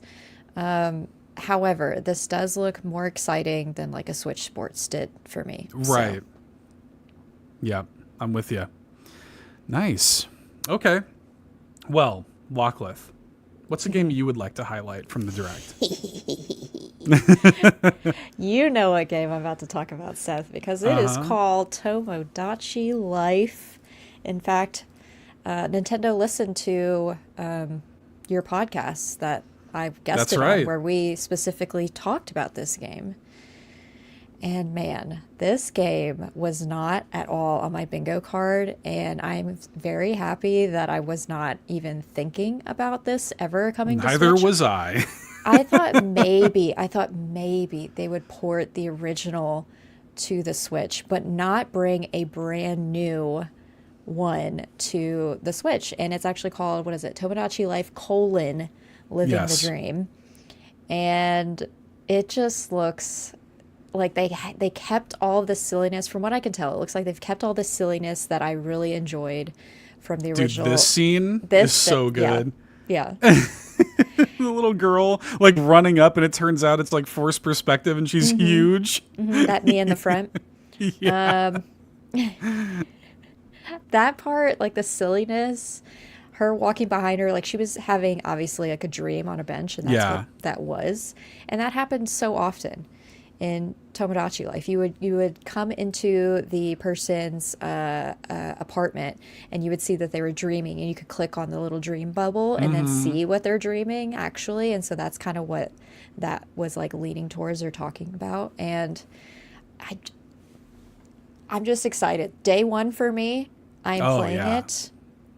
I don't know if there's like multiplayer or anything, but my favorite parts about this game that I hope carry over to the new one is you could create a whole family. Like, you can get 2 people as a couple, get them together, they have a baby, the baby grows up, it starts having feelings towards another person, and that it's like they keep, like, the line just carries. Like, it's almost like a silly version of The Sims. Yep. And I love just how they talk like that. I don't even know what you would call that, Seth. Whatever they sound like AI. It's like like a text to speech kind of thing. Yeah, it sounds all weird, but I love it. It's totally like silly and quirky and stuff. And yeah, I was very hyped to see this too. I still kind of can't believe it that they're doing another one. Like, it's a little wild. There actually was a question from HVAC Sparky who asked, "Is the new Tomodachi Life going to become the new Animal Crossing?" Yes. And I do think that this appeals a little bit to the Animal Crossing crowd. It's not the exact same kind of game, of course. Tomodachi Life is way more weird, but the difference maker for me with this is like your villagers, in quotes, are just like your friends, like whoever you want to make, like Mii's of. And also another thing that I really liked about this Direct in general, a lot of Mii's. A lot of like Mii representation. It did my heart good to see that Nintendo is not like abandoning the Mii's. I was worried because when Switch Sports came out, they did like those new kind of Mii's, and I was like, they ain't it, you know. It made me happy to see that we're leaning into the Mii's, and I'll just pull the trailer back up real quick. They look different. Like the Mii's, like there's almost like a cell shady kind of look to it, you know, that they didn't have in the original. Like I kind of hope that this is just how like Mii's look on Switch 2, you know? Like, give me a Mii maker that is like robust and like make the Mii's look like this on Switch 2. That would be really cool. I can't wait. I can't believe they're doing this. Now, the first game actually did sell pretty well. It's, I think, numbered, like, it's like the 10th best selling 3DS game or something like that. So it sold pretty well. But still, it's just so like weird and offbeat, and I truly didn't think they were ever going to do another thing like this. So yeah, very excited. Also looks like you can customize your island maybe in this one. There's that little like quick building back there that kind of looks like maybe you can actually customize the island a little bit more than you could in the first game. And yeah, very excited. Can't believe they announced it. Can't believe it's real. So I never played this, but I'm excited for it. I keep thinking that's a mushroom on the chair in the first scene. Oh, the girl. There's a little fart that comes out of it, but I was like, why is a mushroom doing that? What? Yeah. So I don't really know what to expect, but it just looks so derpy and fun, and I was like, is. oh, I can't wait to stream that. That's going to be so funny. Is it like Sims-like? Kind of, yeah, because the Mii's okay. kind of like you don't directly control. In fact, I think in the first game you're literally like their god or something. Like I think they actually call you that. Yeah, they like look at you. Yeah.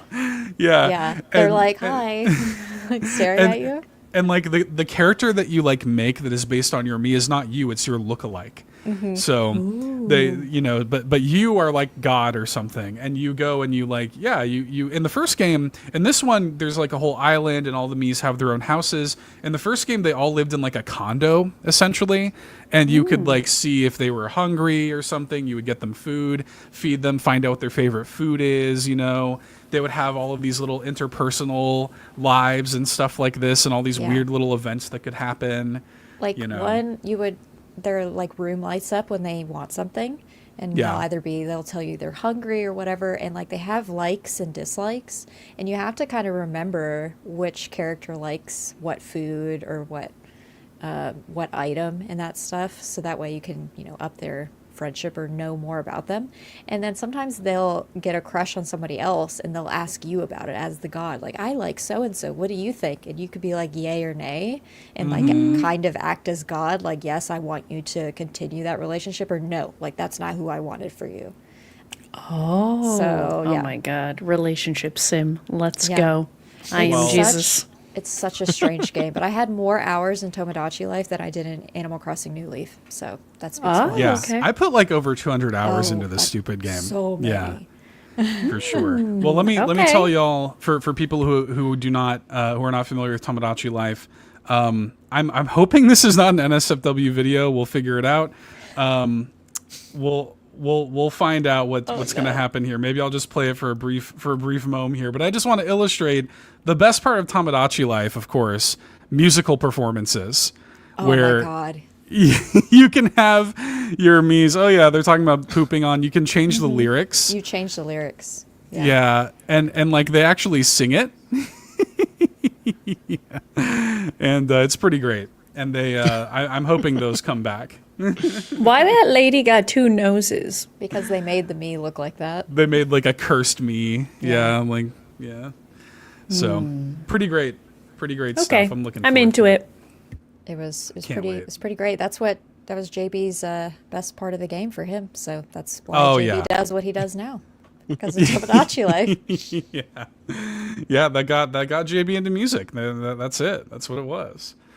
Okay, well, for mine, of course, that I need to highlight first, and we'll talk about this a little bit. Of course, it's Rhythm Heaven Groove. I can't believe this game is real, you guys. You cried. There were I got tears in your emotional. Yeah, I got emotional. I mean, the thing that people need to understand about Rhythm Heaven, this is a weird little Nintendo franchise that I've loved for a long time. I used to play this with like my family and stuff on the Wii, and like it's just a very precious series to me. But like there was all these factors against Rhythm Heaven never coming back. First of all, the series has never really sold all that well. It does like fine. But like it's very much like a cult classic. It's like kind of a more niche Nintendo franchise, But also the guy who did all the music for Rhythm Heaven, his name is Sunku, and he came down with like throat cancer years ago, and he more or less retired from music for years. Like he actually had his vocal cords removed, and he retired from music for years. So. Like there was all of this stuff, like people who had sources from the inside Nintendo and stuff were like, yeah, like Rhythm Heaven, for all of these factors, it doesn't sell well. Sunku's out of commission. We're probably never going to make another one. And so I'd kind of given up hope. You know, this year marks 10 years since Rhythm Heaven Mega Mix, which was the last game on 3DS. And, you know, that game was more or less like a greatest hits Rhythm Heaven game. And it kind of felt like the last hurrah. Like, here you go. Here's the greatest hits Rhythm Heaven game. And now the series is kind of dead. So it's been 10 years. So, like, to see this get announced at the Nintendo Direct, I posted on Blue Sky last night, just kind of like cheekily. I was like, oh, Nintendo, you still have time to do Rhythm Heaven on Switch, not expecting they were actually going to announce a Rhythm Heaven game. So yeah, the emotions were kind of flowing, man. I'm very excited that Rhythm Heaven is back. It seems like it's early in development. It's not coming out until next year, but I truly can't believe that we live in a reality where a new Rhythm Heaven game is coming out on Switch. Can't wait. So, yeah, that's where I'm at. Anybody else? Any other Rhythm Heaven enjoyers in here? I Looks still like a need lot to of fun. play Megamix. Yeah, play Megamix on your 3DS. Mm-hmm. Yeah, it's real good. Yeah, I know, Cwaggy, you said you were interested with the WarioWare DNA. They usually, WarioWare Gold had Rhythm Heaven characters in it, and Rhythm Heaven will typically have like a Wario character in there. Like they usually do have a little bit of crossover there. So Gold yeah, we don't know much NSO, about right? it. What's that? Gold is on NSO. Oh, I don't think so. WarioWare Gold? WarioWare Gold, is that on No, NSO? that was a 3DS one. The first WarioWare is on NSO for Game Boy Advance. Yeah. Gotcha. So and that's like one of my favorite games of all time. But yeah, I mean, I love the different art styles. Like Rhythm Heaven, this kind of look, this like Ko Takeuchi look is kind of what we're used to. But this one has a bunch of different like art styles to it. And yeah, I'm just really excited, man. I can't believe it's real. It's crazy. We're getting into I'm excited that you're excited. I got excited because you were like, ah, and I was like, ah, okay, we're screaming together. It's crazy that they're doing it at all. There was a question here from Ryan Turford. I need to know what Seth's hype levels for a new Rhythm Heaven game being announced, and for someone like me who's new to the series, which games do I need to play to get caught up with the Rhythm Heaven lore? Unfortunately, the Rhythm Heaven games are very expensive to get physically now. Ryan, I would say if you have any of them physically already, then knock yourself out. And Megamix was digital only here in the States for 3DS, so if you don't already have it, unless you want to, pirate on your 3DS, on your hack 3DS, there's not a great way to play Megamix, unfortunately. But if you have a way to play Megamix, I think Megamix is a really great introduction to Rhythm Heaven, because it is kind of a greatest hits. Like, it has all of the great Rhythm Heaven games on it. It has a lot of stuff kind of all there, all in one game. So I would definitely recommend playing Megamix if you have a way to do that. Yeah, Ron says sail the high seas. I mean, look, you didn't hear that from me, but Ron said it. I'll just say that. The Nintendo Drive does not condone piracy. There, I helped save you. Yeah. If you get in trouble, you blame Ron. That's Sorry. right. Yep. Blame Roy Just say it was Savoy Ron. Prime, Amazon Prime. Roy. Yep. That's right. Roy Savoy, Amazon Prime. My guy. It's your fault. Yeah. I would love it if more people played Rhythm Heaven. It's just a really special little series, and I'm very glad that it's coming back. And again, I truly could never. I would have never realistically predicted the return of Rhythm Heaven in a million years. So, very, very cool. Okay. Anything else? What's another game, Cwaggy, that you wanted to highlight here? I thought you mentioned it earlier, but I actually thought the Disney Villains, was that like kind of their spin on Coffee Talk, right? Basically, yeah. Disney basically made a Coffee Talk game, which is crazy, and it shadow dropped. Yes. Yeah, I'm kind of impressed that they know what Coffee Talk is, because I wouldn't have kind of more of a what I thought like a niche game, but yeah, I was surprised to see it here. I also didn't even know Disney was making games like this. I mean, I kind of thought, yeah, like Speedstorm, which is more of a mobile game, which I know has a Switch, but it seems like more of a mobile game. And who knows, maybe this is gonna be a mobile game too. But yeah, I just like, oh, that's cool, and maybe my kids might like that. And looks cute. Yeah. Anybody else in on this? I think I'm gonna pick this up this weekend. It did shadow drop. I may and or I may think it looks not. good. It's like $15, right? So Yeah. it's not like it's that expensive or anything. yeah.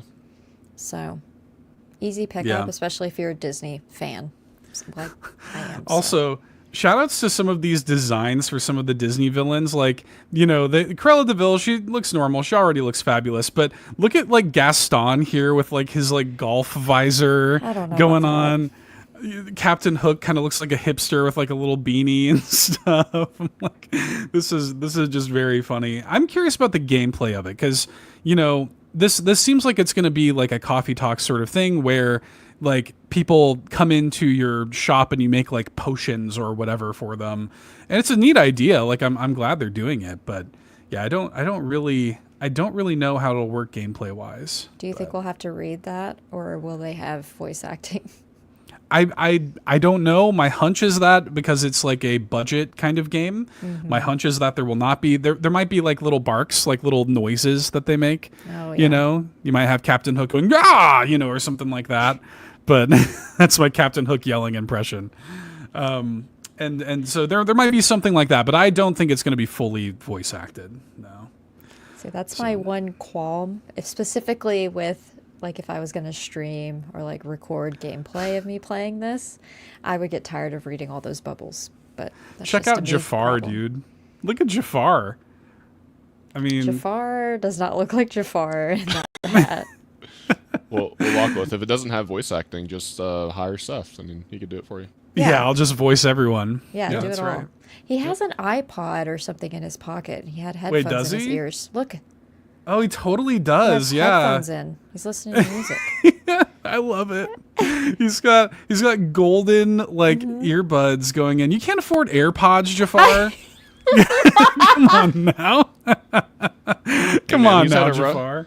He's had a rough time. You know, he got put in that lamp, and you know, he's just trying to rebuild himself. The peasant earbuds that are gold, but they are Come so on now. wired.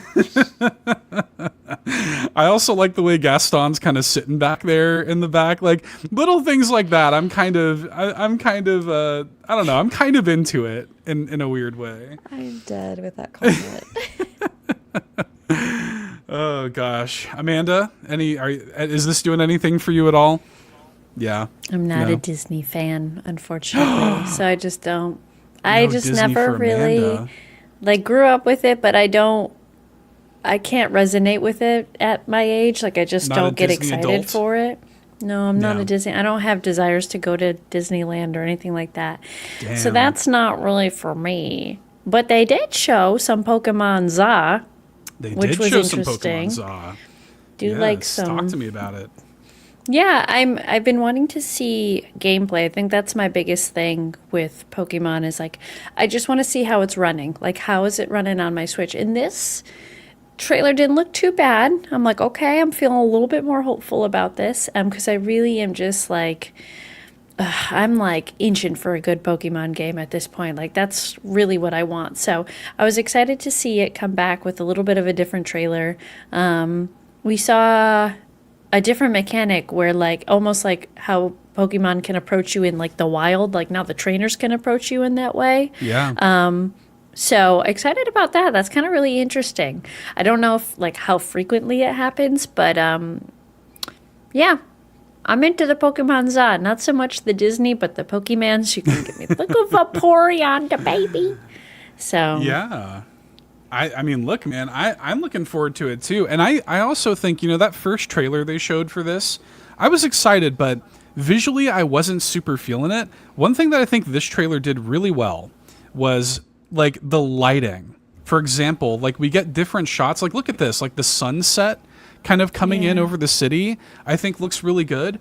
And then they also showed a little bit later in the trailer when there's like a full day night cycle. So when like when the sun goes down and the city lights up at night, I think that also looks really good. And that's when the wild areas where you normally catch Pokemon turn into like battle arenas effectively. And you do this Z through A Royale where you climb the ranks, the Za Royale, and you climb the ranks sort of backwards. You start at Z and you work your way up to A.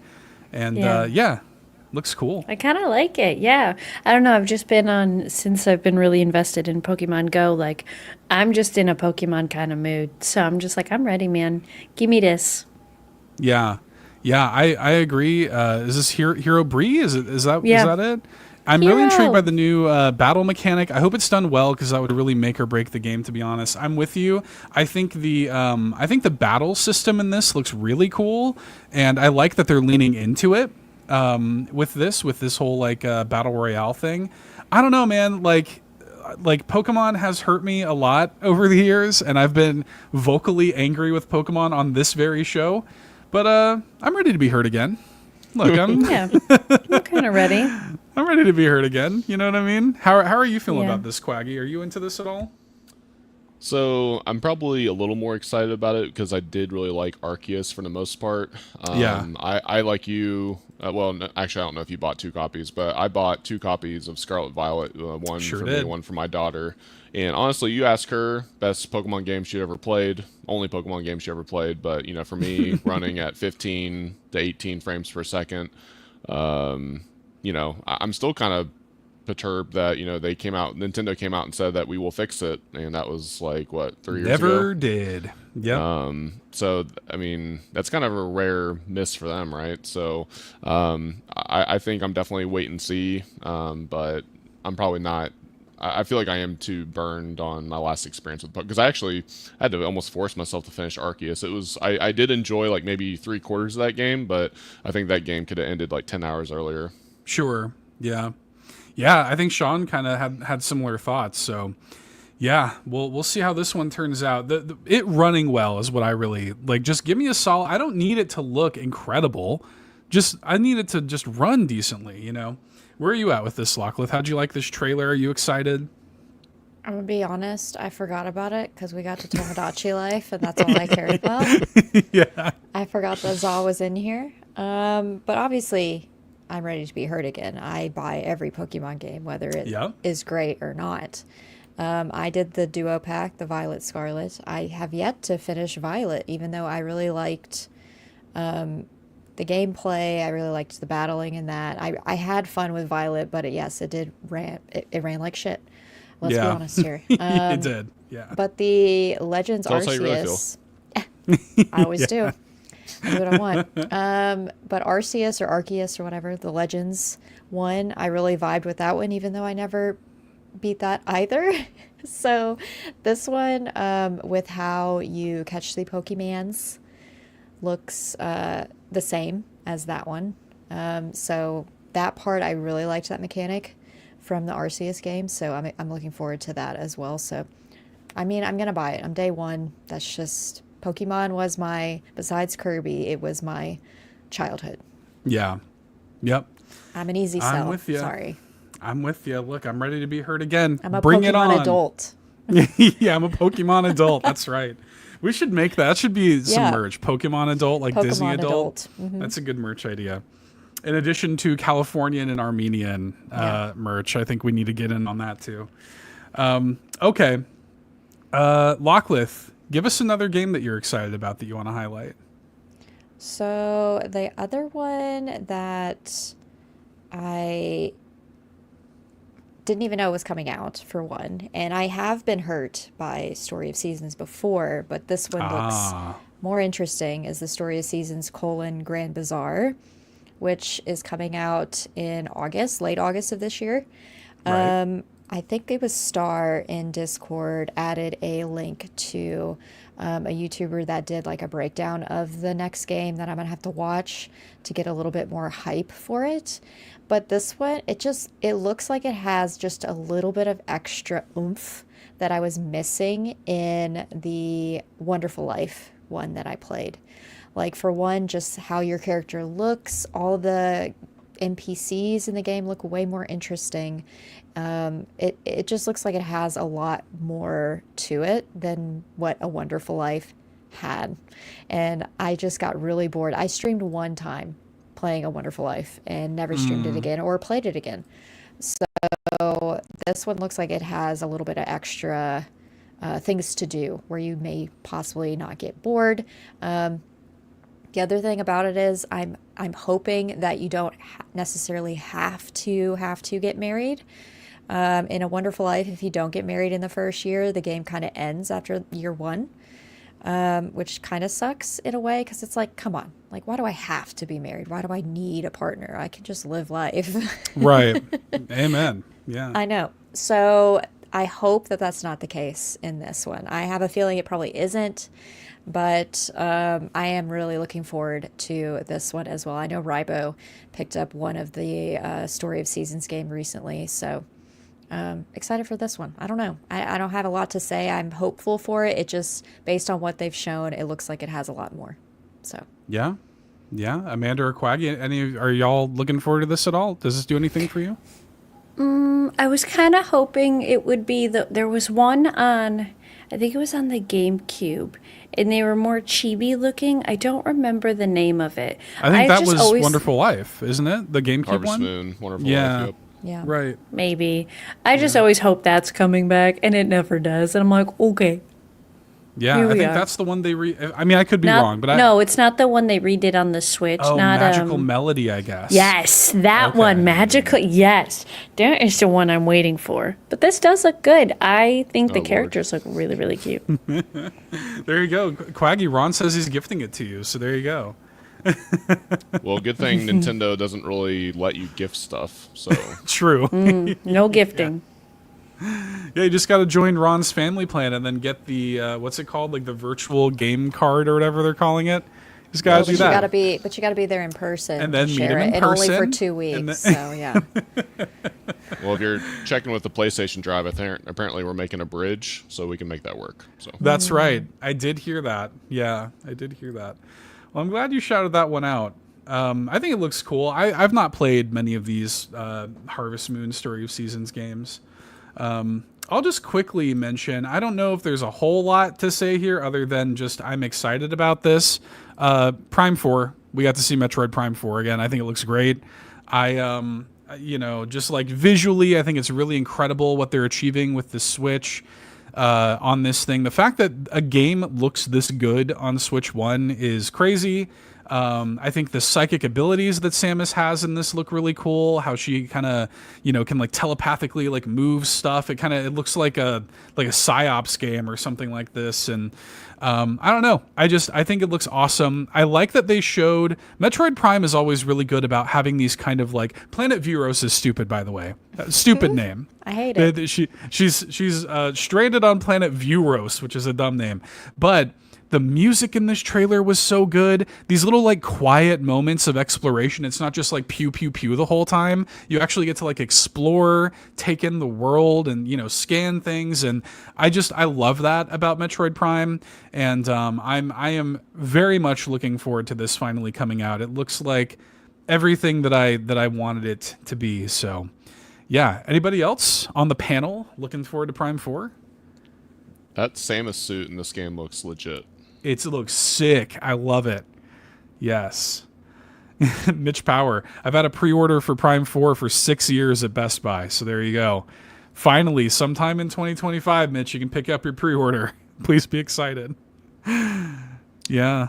Yeah, I was more excited for this trailer. I think the teaser they had last time didn't do much for me, so I'm definitely more interested in it. I've kind of had a mixed bag with Metroid Prime. I really liked the first one. I even replayed it on Switch when it came out, but Echoes or 2, I was not a fan of the light and dark gameplay with that, and I didn't have a Wii, so I never played 3, so I was a little surprised that we, I guess, maybe aren't going to see 2 or 3, because it might be weird We'll playing see. 1, then jumping to 4. You think that that might come later? I guess I Maybe. thought this was in the place. Yeah, I would have thought so too, but I mean, like, they're still just kind of saying 2025 vaguely for this, so Yeah. like, if this is coming out in the fall, maybe there's still some time for those to come out between now and then. I don't know. God, I love that shot so much, where she like walks through this like kind of like open area, and you see the petals blowing in the breeze. Oh, it's beautiful. And that was going to Can't be my wait. comment. Like, it looks gorgeous. And I haven't played any Metroid game. But maybe I'll pick this one up. Yeah, Maybe. this won't be any more complicated than Titanfall. You can do Titanfall, Yeah. you can do this. And I think that's Yeah. why. I think Titanfall 2 has opened up some other games like this for me. So Just because it looks pretty, I'm an easy sell. If it looks gorgeous, I'm here. Look, Prime 1 Remastered is fantastic, and it's $40. Like, it's not even a full price thing. So I would highly recommend this suit they showed at the end. What a cool suit this is, man. This like black, red, and purple suit. Oh my God. Look at that. That's so cool. I mean, she's a bad bitch, and I'm here for it. She is. Yes. Oh my gosh. I love it. I'm excited. It's a true statement. Okay. Do we have any other kind of like last minute little things that we want to toss in here before we close out this direct chat? Cwaggy, any other things you want to chat about?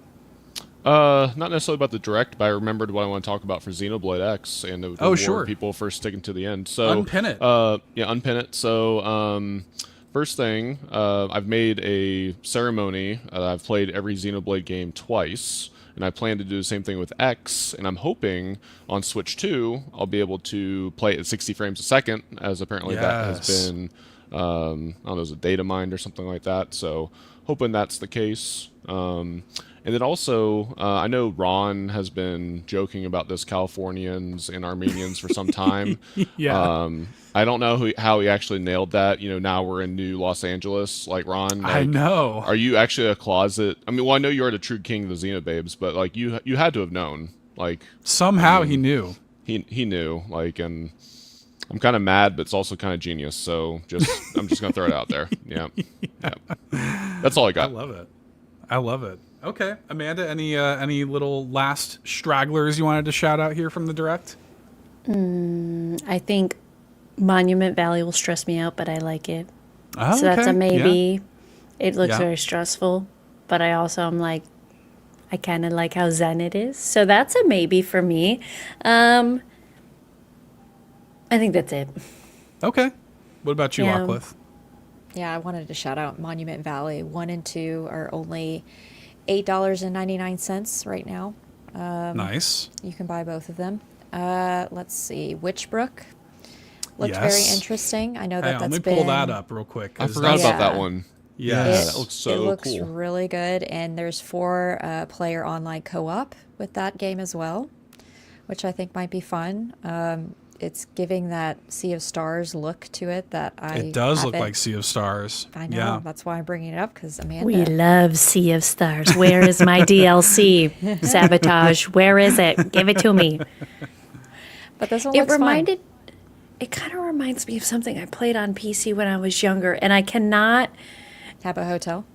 Yeah. Oh, yes! Oh my God, I played so much Habbo Hotel. Oh, my God, there it is. It's the way the screen moves. It's like the rate at which the screen moves. Yes, that is it. I played so much Habbo Hotel growing up. I have so many bad stories from that game. But that's it. Baby Locke should not have been on the internet playing Habbo Hotel Same. as a child. Amanda was meeting people on the internet she shouldn't have met. The creeps were out there, man. Let me just say. And they've come back to haunt her. Oh no. Yeah, they've made a comeback. Yeah, Habbo Hotel and Club Penguin, man. It was like a it was a hot Yeah, RuneScape too, depending on what Coke music. If you played a little oh my God. But yes, that's what this yes, thank you. That was such a perfect I don't even know where that came from, but like we were like mind melding for a second. She knew it right away. She pulled it straight out. I'm so happy you're back. Yeah. This looks great. Okay. This looks really good. I like that you can do the 4-player co-op. I actually didn't know that. This was because this has been. I remember this like being revealed years and years and years ago. Apparently, it's been in development for over 8 years. Wow. So yeah, it's been a while, and I can't wait to see how the full thing shakes out. It's coming out this holiday. So excited about that one. They were targeting Switch launch, and they ended up getting the Switch, end of the road. So we'll see how that all shakes out. And then there's one little one that I want to mention. It's called Lou's Lagoon. It comes out this summer. That also looks. It was a very small clip of it in there. It was in the sizzle reel. Yeah. But, that one looks good. And then Fantasy Life I, which comes out in May. I hope it doesn't move again. We'll see. I swear to God. Okay, but that's it. Okay. Well, the final thing I'll just kind of quickly shout out. I don't really have much to say on this. I just think it looks great. This Marvel Cosmic Invasion. Look, man, this is the new game from Dotemu and Tribute. They've never made a bad game. I don't think they know how to make a bad game. They're all good. I mean, you're talking about the Scott Pilgrim beat 'em up, TMNT Shredder's Revenge, which this basically looks like Shredder's Revenge, but Marvel, is basically what this looks like. And that is okay with me. I'm not even a big Marvel guy, but if these people are making a Marvel beat 'em up in this kind of like pixel art style, I'm sold. Like I'm there. I'm excited for this, big time. So yeah, bring it on. Can't wait. So, yeah. Okay. Anything else? Any other things that we should bring up for the greater good here before we move on? Yes, Amanda. I have a physical. Oh, please. Me too. But you go ahead first. Okay. I went to Build-A-Bear and I built my Whooper. She got the Whooper. He does this because he doesn't have enough stuffing in his body. And he does this. So he does this. The head moving back. Why he limp, But though? I don't know how to fix it. I gotta go back. But I got my Whooper. It does not talk. It does not make any sound. It is beautiful. They asked me like 18 times. You didn't have to dissect it. You didn't have to do any of that. It is much cheaper to do it in the store. Go to the store. Okay. This boy was like so much. I paid $50 total versus like freaking. That's it was way like cheaper than $79 online Yeah. by the time you did the shipping. So this is our big boy. He's got a big head. It took forever to stuff him. I snagged the last pool noodle inner tube thing. There was only one left, and I ran for it and I took it and I got him. I said I was gonna do it and I did it. You did it. I love I that love for him. you. So Did you get side eye from the employee for not doing the voice box? they very much so. I haven't, okay, mind you, all right, first off, I haven't been to a Build-A-Bear in, like maybe 2 decades. I don't know. It's been I hadn't touched foot in one. So first off, a very weird experience. I didn't even know where to go. I didn't know what to do. It was like a whole adventure. The only E adult Money in and I there were without a like, kid. E-Money, E-Money and I, E-Money called like the thing skins. I was like, stop, don't say that out loud. There's children in here. Stop, because they're all deflated. I was like, stop. And so then we had to do like, they were like stuffing him and we had to like do the little, you have the heart, you got to dance, you got to kiss it. And E-Money didn't want to be involved and I made him involved. And I didn't do the birth certificate. I didn't wash him. We were in and out. We were like, on a mission. Where did you have to be that you didn't want to do all of that? I don't know. I'm just not, I can't be bothered. Well, I just like wasn't into it. She was like, do you want to pay 99 cents to take him home in this special box? And without hesitation, I said no. But then also E-Money was like, how's his head going to fit in that box? I was like, that's good. He's Yeah. not going to fit. That's what she said. Yeah. Whoa. Whoa. Whoa. He thick. Whoa. But okay. Jesus. But it was a great experience going into Build-A-Bear as a 31-year-old woman and making the Whooper. They also had Pokemon clothes that I wanted to get for Whooper, but they all had arms, and he doesn't have arms, so it just wasn't going to work. But great experience overall. They are very pushy about the voice boxes. You can do a self-recorded voice box, which E-Money wanted to do, but I said no. Imagine rolling over and just hearing his voice. I'd probably be like, what the heck? Who is in my house? So no voice box, but cute. I love that. We love Whooper. Baby. I'm glad you did it. Yeah, me too. E-Money thinks that I don't like it. He's like, you're weird around it. I'm like, it's just so, like, I'm not used to having plushies. Plushies aren't like my thing. So it's weird to have plushies, but then also he's just so large. I'm just like, I don't he's know. pretty large. He's pretty large. He can't like He's fit in the, he big. So Locklet It's fine. sized. Yeah. Yeah. I'm taller than a fridge. yeah. Okay. I love that. Great physical. What, Cwaggy, you said you have a physical as well? Yes. Okay. Oh, let's go. My metal Okay. poster. I figured it was finally- Xenoblade, so I wanted finally to show got the it. box.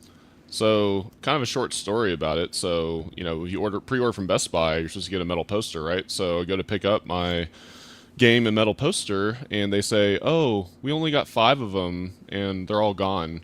Now, I love Xenoblade, but was there really 5 other people that showed up at that store to get Xenoblade?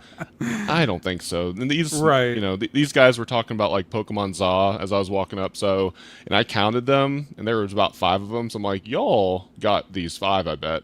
So, fortunately, I was able to change it to shipping. Talk to ChatGPT because they were saying that if we couldn't get it to you, we refund you your free items. That's why I think I was talking to AI. 'Cause how much sense does that make? But Seth, I was going to ask you a quick question. When you worked at GameStop, when they had pre-order bonuses like that, did you all have first dibs on it, or were those like for customers? No, it was always like for the customers who pre-ordered it first. Yeah. Like we made sure they got their stuff. And then, you know, if there was stuff left over afterwards, then either we would take it home or we would just give it away to anybody who wanted it. Okay. So, yeah, but no, never before the other people. Now, Best Buy, I don't know. Who knows? But. I mean, like I said, maybe Xenoblade's growing, and, you know, who knows? Maybe I was lucky to get my copy, but I just found that hard to believe that, you know, Xenoblade's that No popular. kidding. Especially X, like, you know, I don't know. Right. The Wii U port? Exactly.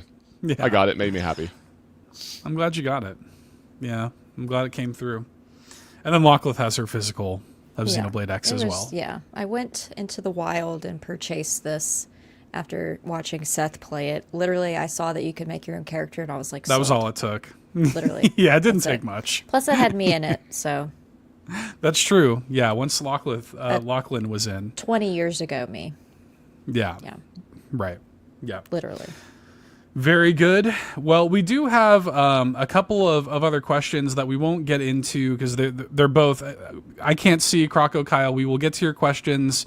Probably not next week. It'll probably be the week after, just kind of depending. Next week's going to be another big show because we have the Switch 2 Direct. I did just want to throw this out here before I do the patron thanks and wrap up. Bowser said, I would like to formally submit my prediction for Switch 2. Pre-orders will go live April 2nd. Because I'm on work travel and in meetings all day. It will release sometime between June 15th and the 22nd while I'm out of the country. I hope you all enjoy my sacrifice. So, yes. There you Thank go. you for leaving so that those things can occur.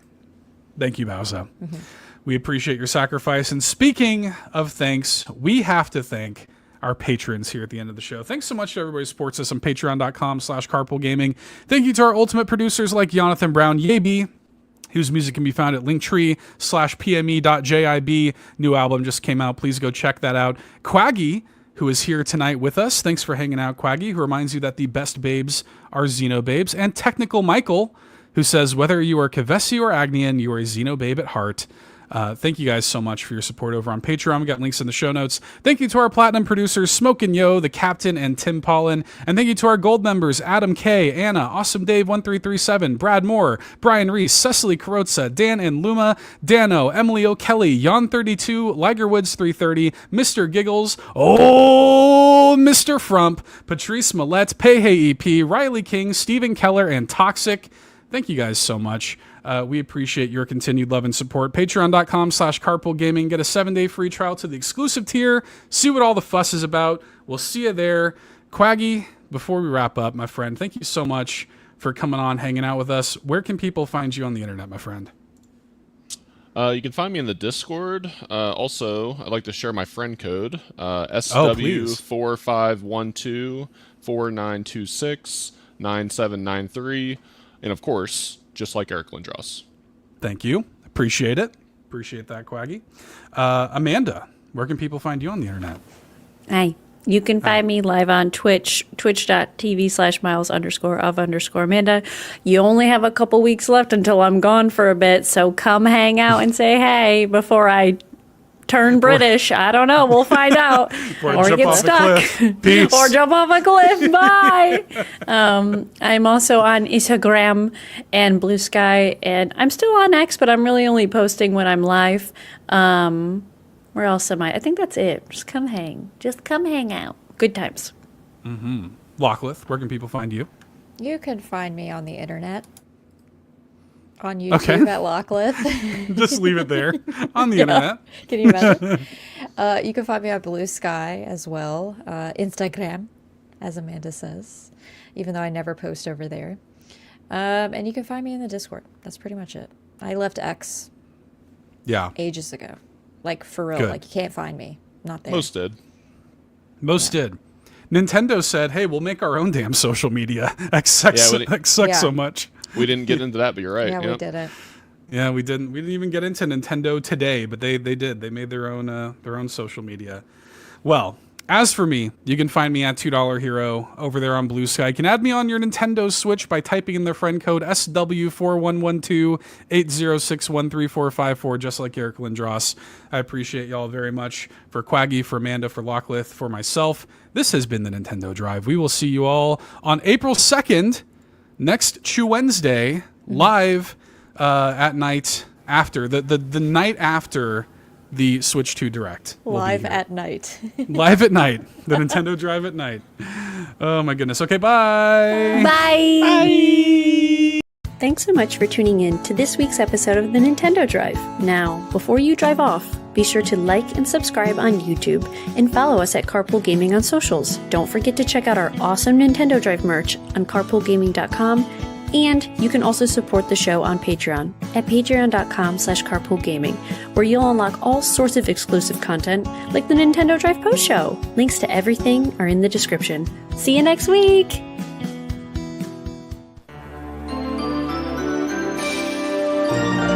D